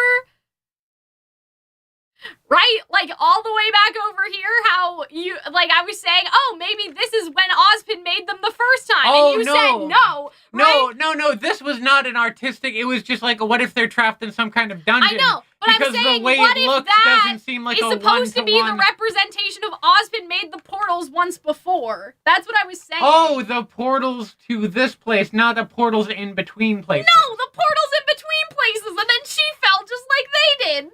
But yeah, but they don't look like, because when you look at the one from They're Volume different. 8, they all go to one point. It doesn't matter! And this one, they're Ozpin's all bad topsy-turvies and shit. architecture! We've seen his penis it chair, okay? Ozpin's just not... I guess it just makes more sense for me for there to be like a topsy-turvy, like weird, I know, like but MC do you Escher understand what I'm saying? place that they get stuck in. Ozpin using the Staff of Creation to I make the get it. portals makes more sense. I get it, and I think that he did make those portals somehow. Right. But like, and Alex fell through during the war, and then they closed it when they made Atlas. Yes, but I don't think that those. Well, you're arguing two different points. I said that those things didn't look like the ones in Volume 8 where you're going from one to two places. They're the Ozpin did the same thing as Team RWBY, but he did it worse. Okay, but then it's also like there's one where it's like a portal. I know. He did it worse. So did he do it dozens of times, and this is where it all exists? I don't want to say dozens, but because it looks like dozens. He asked for roads and wasn't specific enough, so Ambrosius made some of them attached to each other. I just think that if like obviously I think Alex fell through from Remnant to this world somehow. Yeah. I don't know if I just don't think Ozpin created that place. I just think it's more of like meant to be an MC Escher upside down mazy place. I'm not saying if he did, it would make sense. Sure. Because that would mean that basically the set of circumstances that led Team RWBY here were also Alex's circumstances. Sure. And that could facilitate her being real. I just don't know if that's what it looks like. In terms of Ozpin having no involvement, Hunter, how did a normal remnant girl, fall through this hole? Ozpin-less. I'm guessing because she got involved in Ozpin in some capacity. See, so she has to. It's not like this is naturally out here. I'm just saying I don't think that's the specific way they did it. I think that, like, because he opens the portals that go straight there. I know. And there's no, like, in-betweeny realm that he needs. You know what I'm saying when I say that there's no way that there's just a whole-on remnant that comes down here, right? So it had to be Ozpin. So, I guess... Yes, that's what I'm saying. I'm just saying I don't think it was from that place earlier. And I don't think that she was just magically created, that she's not actually from Remnant. And she was magically created because this Neverland place we're at right now is the world. Yeah, It is to an extent. There are other ways for people to get in, but we need to talk about how, because it's not natural. Cal, I'm on a time limit. I know you are, but it's not unnatural is what I'm saying. Right? Ozpin made the vaults that didn't need Ambrosius to exist. Exactly. Well, that's kind of what I'm saying. I'm saying that, like, I'm saying that basically that Ozpin made, like, just like he made the relic realms, he made the realm that is the book and put her into the book. For whether she's a summer maiden that they put into the book or whatever, like, she's still in the book, and yes, she's a real person in that scenario. Except but she has to be connected to Ozpin in some way. Do you think that Ozpin created this world based off of the stories in the book? I think that or do you think book writes itself, she literally got sucked into a book like fucking Jumanji? What are we dealing with here exactly? Because you said 5 different things now. Ozpin puts her in the book, and the story writes itself as she went through it. Okay. Sort of. That's kind of so she is from Remnant, is what you're saying. She wasn't created.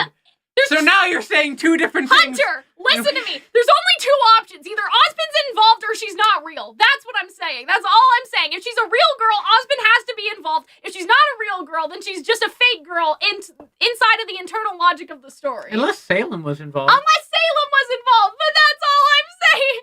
Okay. That's all I haven't been trying to confuse you. I've only been trying to give you 2 options. Either she's real and she's connected to Ozpin. That or it's the gods.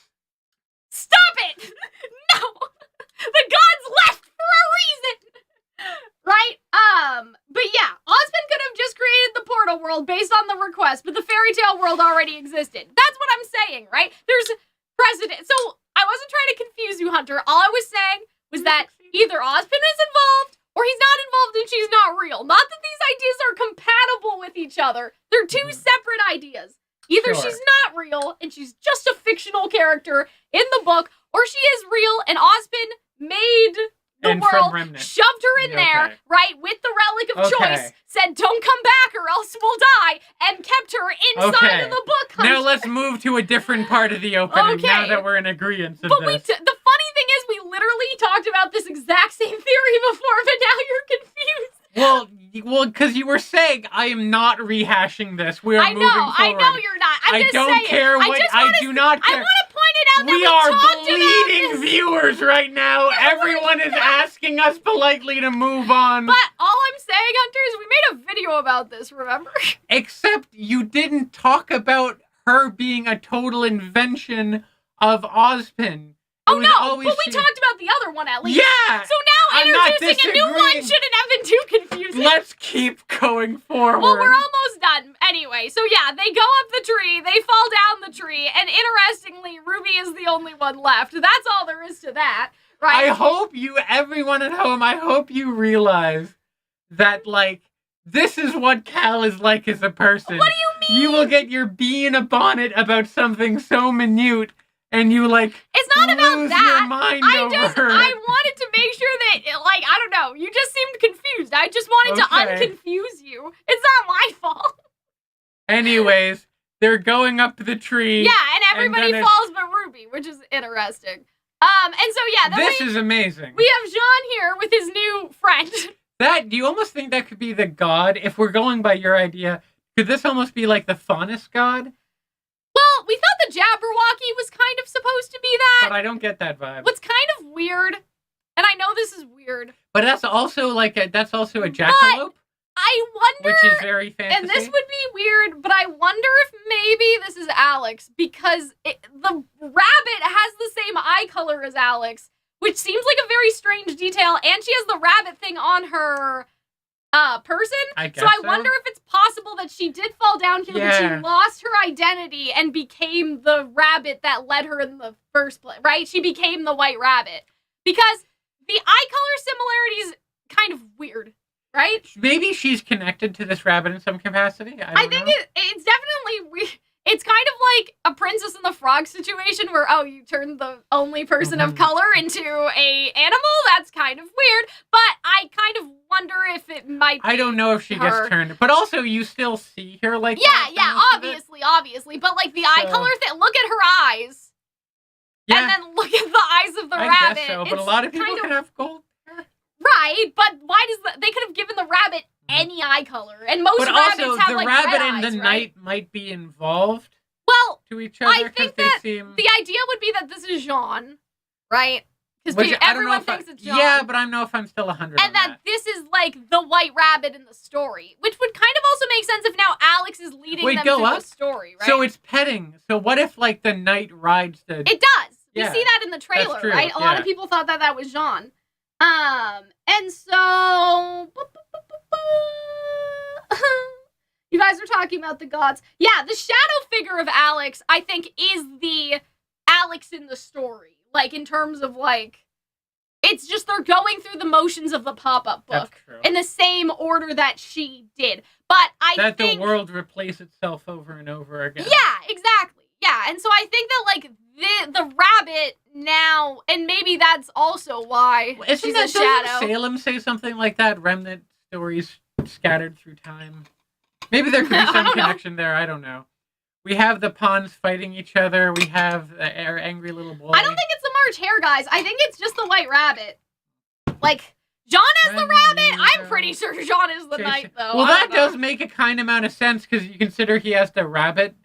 But look, it also has antlers, so it's kind of again giving. Yeah, it's kind of giving the Faunus god from the book again. But I guess it would be cute that like Jean would be that just because like he does have like the pumpkin peeps. I guess, but I'm pretty sure that the god of light kind of looked like that too. So there's a lot of things going on. He didn't have rabbit ears. No, but he had the horns that were more deer-like versus cone-like. But yeah, I'm think it would be also, better for this it to scene be is like not Jean. This is what I was talking about. That some scenes kind of feel like whatever, like like them walking forwards and switching. When you see like the raccoon and his toy and Little with their cheese. Yeah. Although we do see Little loves cheese. And then there's other stuff that feels very inspired, like the color saturated bits or the flip book part and this part. It's this real like contrast of really cool stuff to kind of stuff. See, it's interesting because now we see, and I'm going to do this later where I take the whole picture of Alex and slowly Photoshop it to get Ruby out of there. But yeah, so she's just beautiful. I love her hair. It makes me very happy. But we also see that there's somebody behind her that has glasses and possibly like also textured hair. At least that's kind of how it looks reads kind to me. of like locks, like short locks. And so I wonder if the idea here is that the person with the locks turned into the cat because of that, like, color thing? Or, like, what do you call it? The swoop, I guess we'll call it. And then she turned into so they're opposing, right? One of them turns into the sun, the other one turns into the moon. And it's possible that that's sort of, like, played through a couple times. We did talk about the idea that the more you stay in this very magical place, the more you turn. They were before Alex. These two. This is also the best look we get on the lady. And she looks like a robot, like a Tin Man. Yeah. Which is then. And I don't know about that in the sense of like Alice in Wonderland. Yeah, I don't know who they'd be in Alice in Wonderland. I know. Well, yeah, that's Wizard of Oz though. Anyway, so my point is like Hunter. I don't know if you can tell, but like.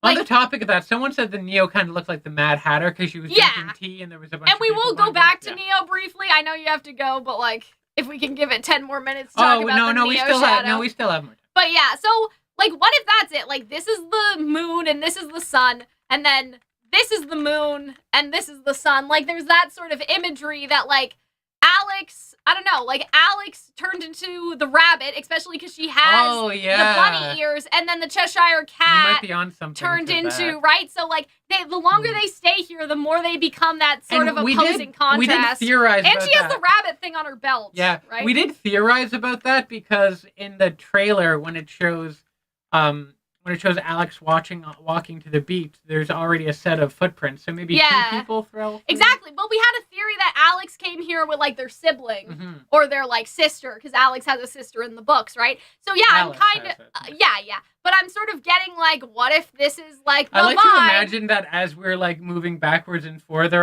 Ruby is falling like down jumping. And then up again. But and then what down. If like Jean is now supposed to be aligned with like Alex and the Metal Lady and like, you know what I mean? And all of that. Also, whereas the Cheshire Cat is aligned with the butterfly guy. Also, if Rooster Teeth doesn't release this whole thing as one big poster, they're dumb. I know. But yeah, do you know what I'm saying, Hunter? I wonder if that could be something kind of interesting to toy with This actually, I wonder, this reminds me of, there was an artist on Tumblr who used to post really long images that kind of told the story of all the RWBY volumes. Yeah. Of a whole RWBY volume. You wonder who did it? It almost makes me wonder if maybe they got that person or if it was inspired by that person. Yeah, maybe. I mean, it's also just, I don't know. I've seen a lot of stuff like this. So, yeah, I know, but it's specific. Like, I always remember those doing big business. But yeah, like, what if Jean is supposed to be the gold and Ruby is supposed to turn into now, like, I don't want to say adversaries because it doesn't necessarily have to be that way, but it's like people that come here in pairs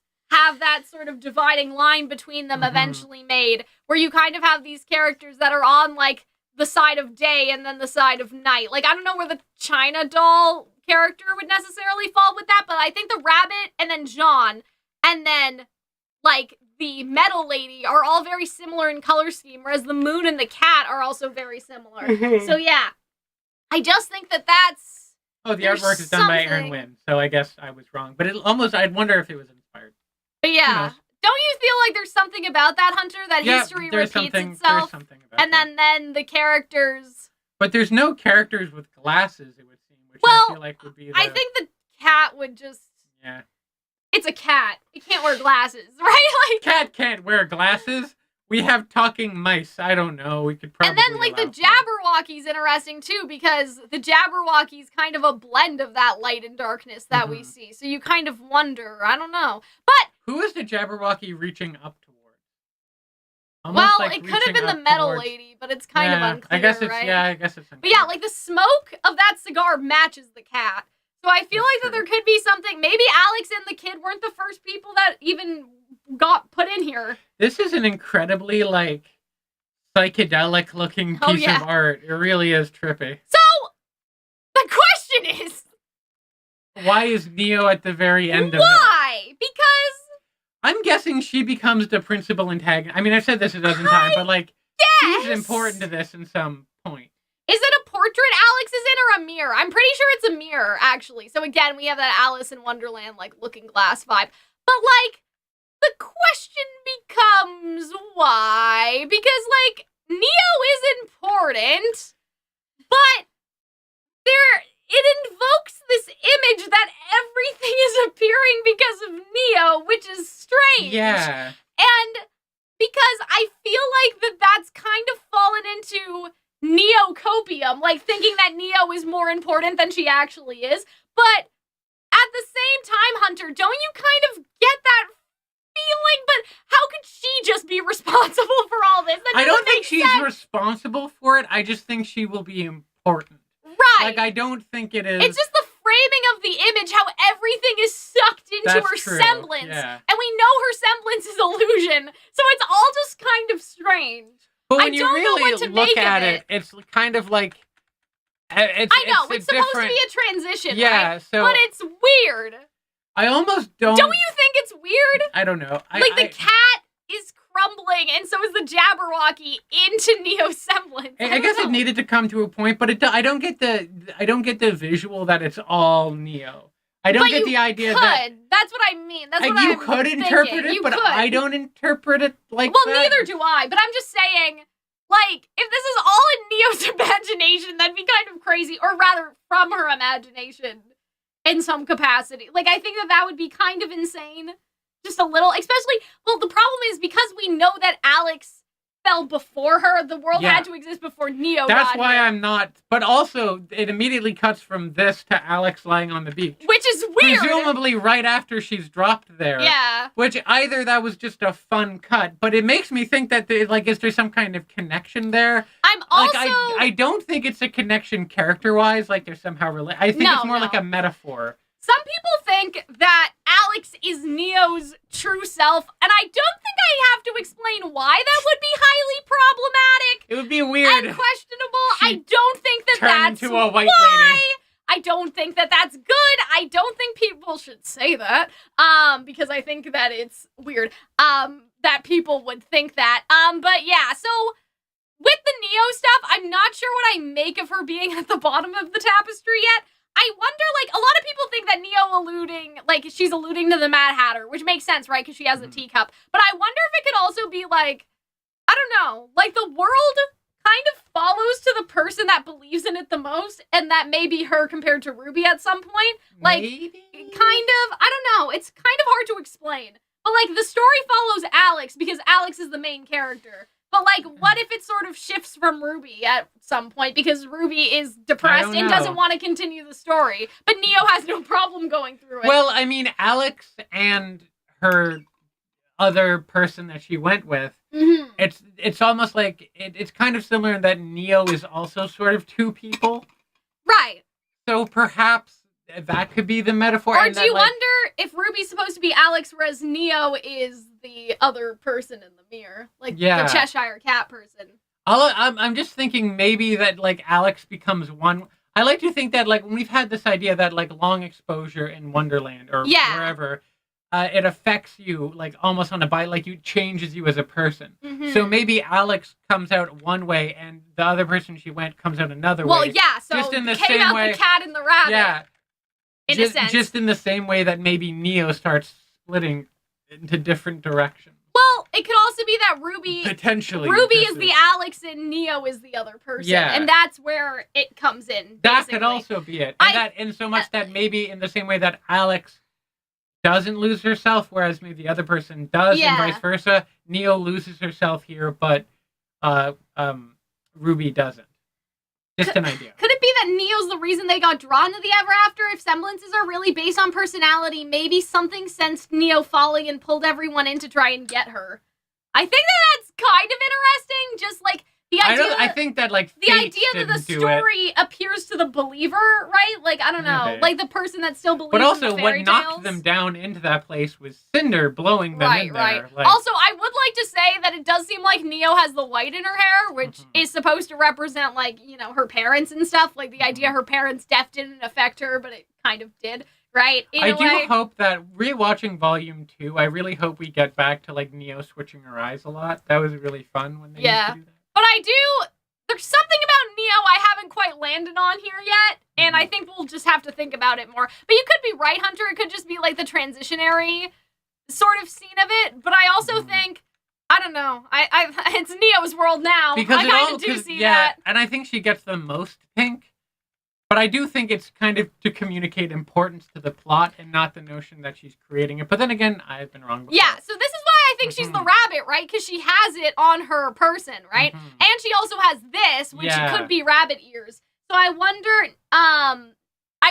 if, like, well, no, Weiss was the last to fall, or John was the last to fall, technically. So I don't think that's it either. Also, Jean doesn't pop up in that thing, but the Knight does. Yeah, so maybe is a... Well, neither does Team RWBY. That's true. Just RWBY falling, right? I think those are all characters from the story, which Jean has maybe turned into already. But Neo isn't.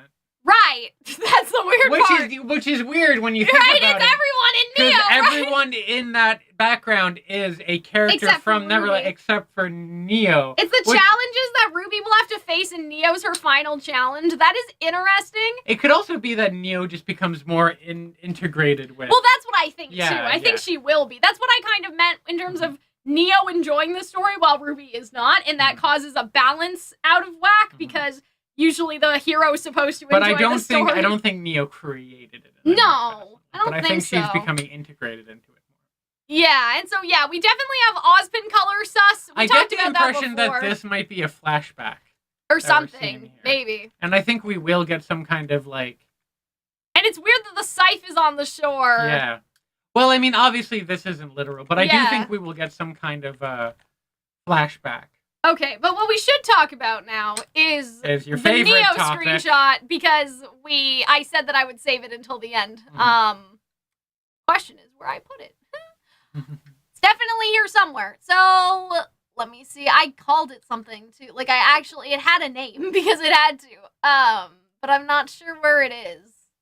So hold on. Let me look around in my computer and we'll see. You could just go for whatever Neo thing. I know, but I did it in Photoshop, so I can't do it again. We need to find. We'll just have to find it. It should be around here somewhere anyway. You don't have like most recent? I'm looking. I'm trying. It should be, I think, maybe if I didn't put it in the folder, it should just be in pictures. Because I did. You got a lot of stuff. I know, I gotta fix it. Sue me for having a lot of random images, okay? Yeah, I really don't think we're gonna see the 30 random citizens. You guys are kind of, like, caught up on that. I really don't think that I think they died the second the fireball hit them. Yeah, I agree. I want to point out that it looked that... Oh, yeah, you have a whole file on your thing just called Fox X Neo. Yeah, I know. I can't... Wait, maybe it's in here? No, that's a statement about the tree. Yeah, I did it in Photoshop. I just don't remember what I called it or where it would have saved. And now I'm going a little crazy. But I did increase the saturation. I swear it was in here. And, well, we can just show them and then tell them what we found when we increased the saturation. I guess we could do that, but I also want to show them because I put the work into trying to fix it and make it look better. Okay. But yeah, I wonder where he is. Is it like a Photoshop file? Did you save it? Oh, here it is. Oh, there it is. Oh, that's not it. What the fuck is that supposed to be? Okay, guys, just give us a second. You know, we're almost done anyway. Cal, I put it in the server too. I know, but I made one. I mean, if we can't find it, I guess we could use whatever is around. But I don't know. Where would it have gone is what I don't understand. I put all the screenshots in the same folder, and now I can't find anything. Yeah, I guess I may be able to download that quickly, but maybe I'll just sort it by name, and then that'll help it. There we go. See, it was always in there. We go. Okay. Hi. Okay. So, let's talk about this. All right? We're thinking... So that's Roman. Obviously. You think she's summoning people from It's clearly Roman. Her past. All of that. Pretty much. I mean, I think that it would... I don't know. Like, I don't know. People were like, oh, that's Ozpin and that's Clover. And I was like, you guys are stupid. No offense. But I don't know why anybody would say that. Clearly, they don't know Neo as well as I do. Because this is all Roman Holiday. So first of all, I know he's a little blurry. But that's supposed to be also, Roman doesn't for Roman sure. have more, like, swoopy but hair? But he did it when he kind had... of uncharacteristic? Like, he did it when he was... like, younger, right? He had it in the ponytail. Also, we don't know what his model currently looks like right now, so, you know, there's that, right? Then that's her mom, because we know that her mom has a bun if you look at the actual cover of Roman Holiday, and that's her dad. Okay, so in terms of everyone else, it is, I will admit, it's a little bit difficult. It looks to be 4 men and 2 women. Yeah, and so I would say that we have 2 options for the girls. It's either supposed to be Neo and Trivia, right? Because we have that sort of subservient hands clasped Trivia over here. The only problem very confident is that Trivia's hair is never described like this, but you know what? We can deal with that, and then this would be like Neo in terms of the book. And then there looks to be like one dude, he looks kind of hunched over. I would say that you wonder if he's like dastardly. That could be the doctor, right? She mentions the doctor because her parents in the book give her like sleeping pills just so she'll stop bothering them. Like, they basically just drug her to get rid of her. Not parent of the year right? over there. And so, so I will say... We've been thinking that maybe one of the women are Mrs. Beat. Well, I think, though, the 2 girls are around Neo's height, so it would make the most sense that it's Neo and Trivia. Alternatively, it could be the Malachite twins, because they do have a place in the story. In terms of what's going on over here, I would say that this is the doctor. You can't really see a lot of them, but this could give lab coat sort of energy. Perhaps, And then maybe this is Lady Beat over here. They're very more butch, I guess. Like, their hair is kind of shorter. Because even though these characters kind of look masculine, it is kind of hard to tell. So I would say we got Mom, Dad, Roman, the doctor. This is Neo, and that's Trivia, and that's Lady Beat, let's just say. Okay, and then we have two other people. So I would say... I had the idea because there was one girl that shows up briefly who they call Scarface that Neo slashes her in the eye. But I don't think that's important. I know, but like, if these things represent... Like, we could have the idea that this could, like, represent Neo and her various emotions. And Scarface could represent her cruelty. I don't think it's that, Hunter. I mean, I don't know. Because which one is it? I don't listen. We're looking at 9 fucking silhouettes. I'm just saying you have to keep in mind the heights, right? That's true. There's only 2 girls, right? Like, one of them could be like the Scarface girl, but that would be kind of uneven in terms of who the other girl would be in that case. So it would make sense for to be Neo and Trivia or the Malachite twins. I think that the girl that she scarred is not big enough in terms of, like, the book.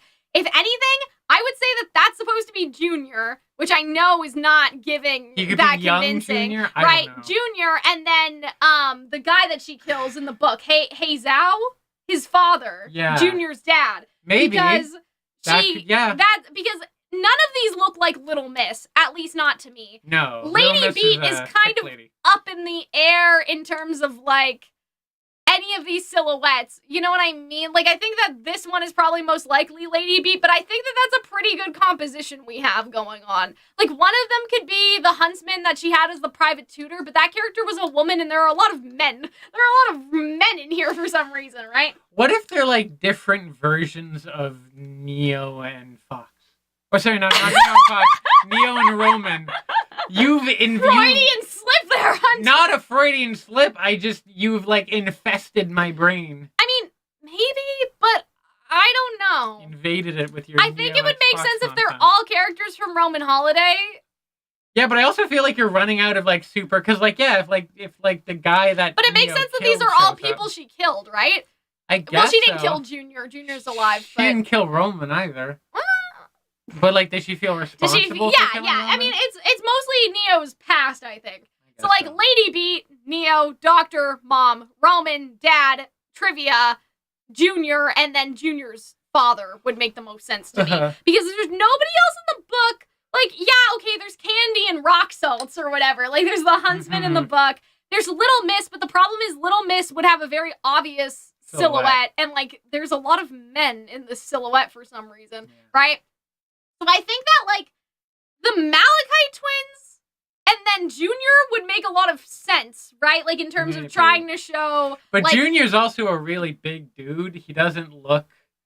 And, like, it would have to be a younger version of him. Right, it would be. But I think, though, I really want those two to be Neo and Trivia. Yeah. And I can't see why they would have Junior, but not the Malachites. That'd be kind of weird. So... You know, it's kind of hard to kind of get a read on who the men are because there's not that many men in the book. I think we're going to have to embrace the fact we really do not know who these people are. But I think that the mom and dad one are supposed to be the most obvious. I think mom and dad and Roman are kind of, they're there. But, like, for the 6 others, it's to the wind, really. Right. But wasn't there someone else in the book, too? The tutor that gets drugged? Well, there was the tutor, but I thought there was another guy that was... Anyway, that's okay. But yeah, like, I think that Junior and then the dad could be fine. Like, that would kind of make sense. Like, in terms of the silhouette. Or, like, there was also a combat teacher at the school. Like, that could be the combat teacher. Well, that's Lady Beat. But there's kind of there's not an uneven amount. But it's hard to think of, like, men who are important to Neo. There's a distinct possibility that these may be people from Neo's backstory that we haven't seen before. That's also true. That get added here that weren't in Roman Holiday. Like, that were after Roman and her got together, which is true. But if they're all Roman Holiday characters, I think those are some pretty good guesses. Because that's the only people that matter. Lady Beat, the Malachite twins, Junior's dad, and then her parents, and then Roman. Yes. But I kind of like the idea that this is the Doctor, because he has that kind of, like, mad scientist kind of energy. But I do think it is more likely just because the twins are not described as having different hairstyles. They are twins, right? So I think that that's Trivia, and then that's supposed to be, that's Trivia, and that's supposed to be Neo. Especially because, like, this one's behind her father, which is the more, like... Trivia's supposed to be well-behaved. That's true. Right? Yeah. And then these are her father's associates, and that's why it's kind of behind her dad. Whereas, like, Neo isn't what her mom wanted, but Neo's mom did send her to go be a spy. Yeah. So you could say that, like, part of Neo is at least what she wanted. Just she wanted Neo to be more well-behaved. Yeah. And so that could be, like... That does make sense. The mom, who was on the mom's side, the doctor, who she was getting the pills from... Neo, in the sense of Neo going to school and being a spy, and then Lady Beat. So that would make sense that it's supposed to be the mom and the dad's affiliations in terms of and it's who interesting was that for the in backstory. the center, beyond all of them, is Roman. Yeah, exactly. This because whole other influence like on her life. these two dividing lines, but Roman is the only one who was ever on Neo's side. When you look at the image like that, those were all the people on her mom's side. Those were all the people on her dad's side. But behind Neo directly is the only person who was on her side, right? And so I like that. I think that that's good. But that's basically pretty much it. I just wanted to look at the picture a bit more enhanced, basically. But I think that this is so interesting. Yeah. Because this points, like, people didn't think that Roman would show up and didn't think that Roman Holiday would be important or shown in any capacity. I think, like, this is a big allusion to Roman Holiday. I feel bad for the people who never read Roman Holiday. Well, they can get the fuck and on didn't it. look and didn't know that Neo's birth name is Trivia Vanille. Yeah, I mean, people have the time, right? But, like, you know what I mean? I think that people thought, oh, well, maybe they'll just kind of reference it offhandedly. But I'm kind of like, I think that it's going to be more than that, honestly. More than just an offhanded reference. There's something going on. I can't wait to see Roman. I know we're going to see him. I believe. I have faith. But, guys, I think that is basically where we are going to end off for today. We may talk about these things in more individualized detail. Like, we'll probably make Alex its own video and Neo its own video and whatever. But in terms of the actual live stream, I do think that we can, you know, finish up, wrap it up and all that stuff. So if you guys want to see our reaction, I will go ahead and post the link in the chat. If you guys haven't read Roman Holiday, Hunter and I have done a Roman Holiday video where we talked about, like, the book, and we went through basically everything. We went through, like, one video like chapter 1 and the other videos chapter 2, right? So yeah, I think that people should definitely read the book, but I definitely think that it's Roman and Neo time, and I'm very excited about that. But yeah, I hope that you guys enjoyed. Again, if you guys want to see the Patreon reaction early, I put that in the chat. Thank you guys for joining us for a good first live stream discussion, and we will see you guys all next week. Bye.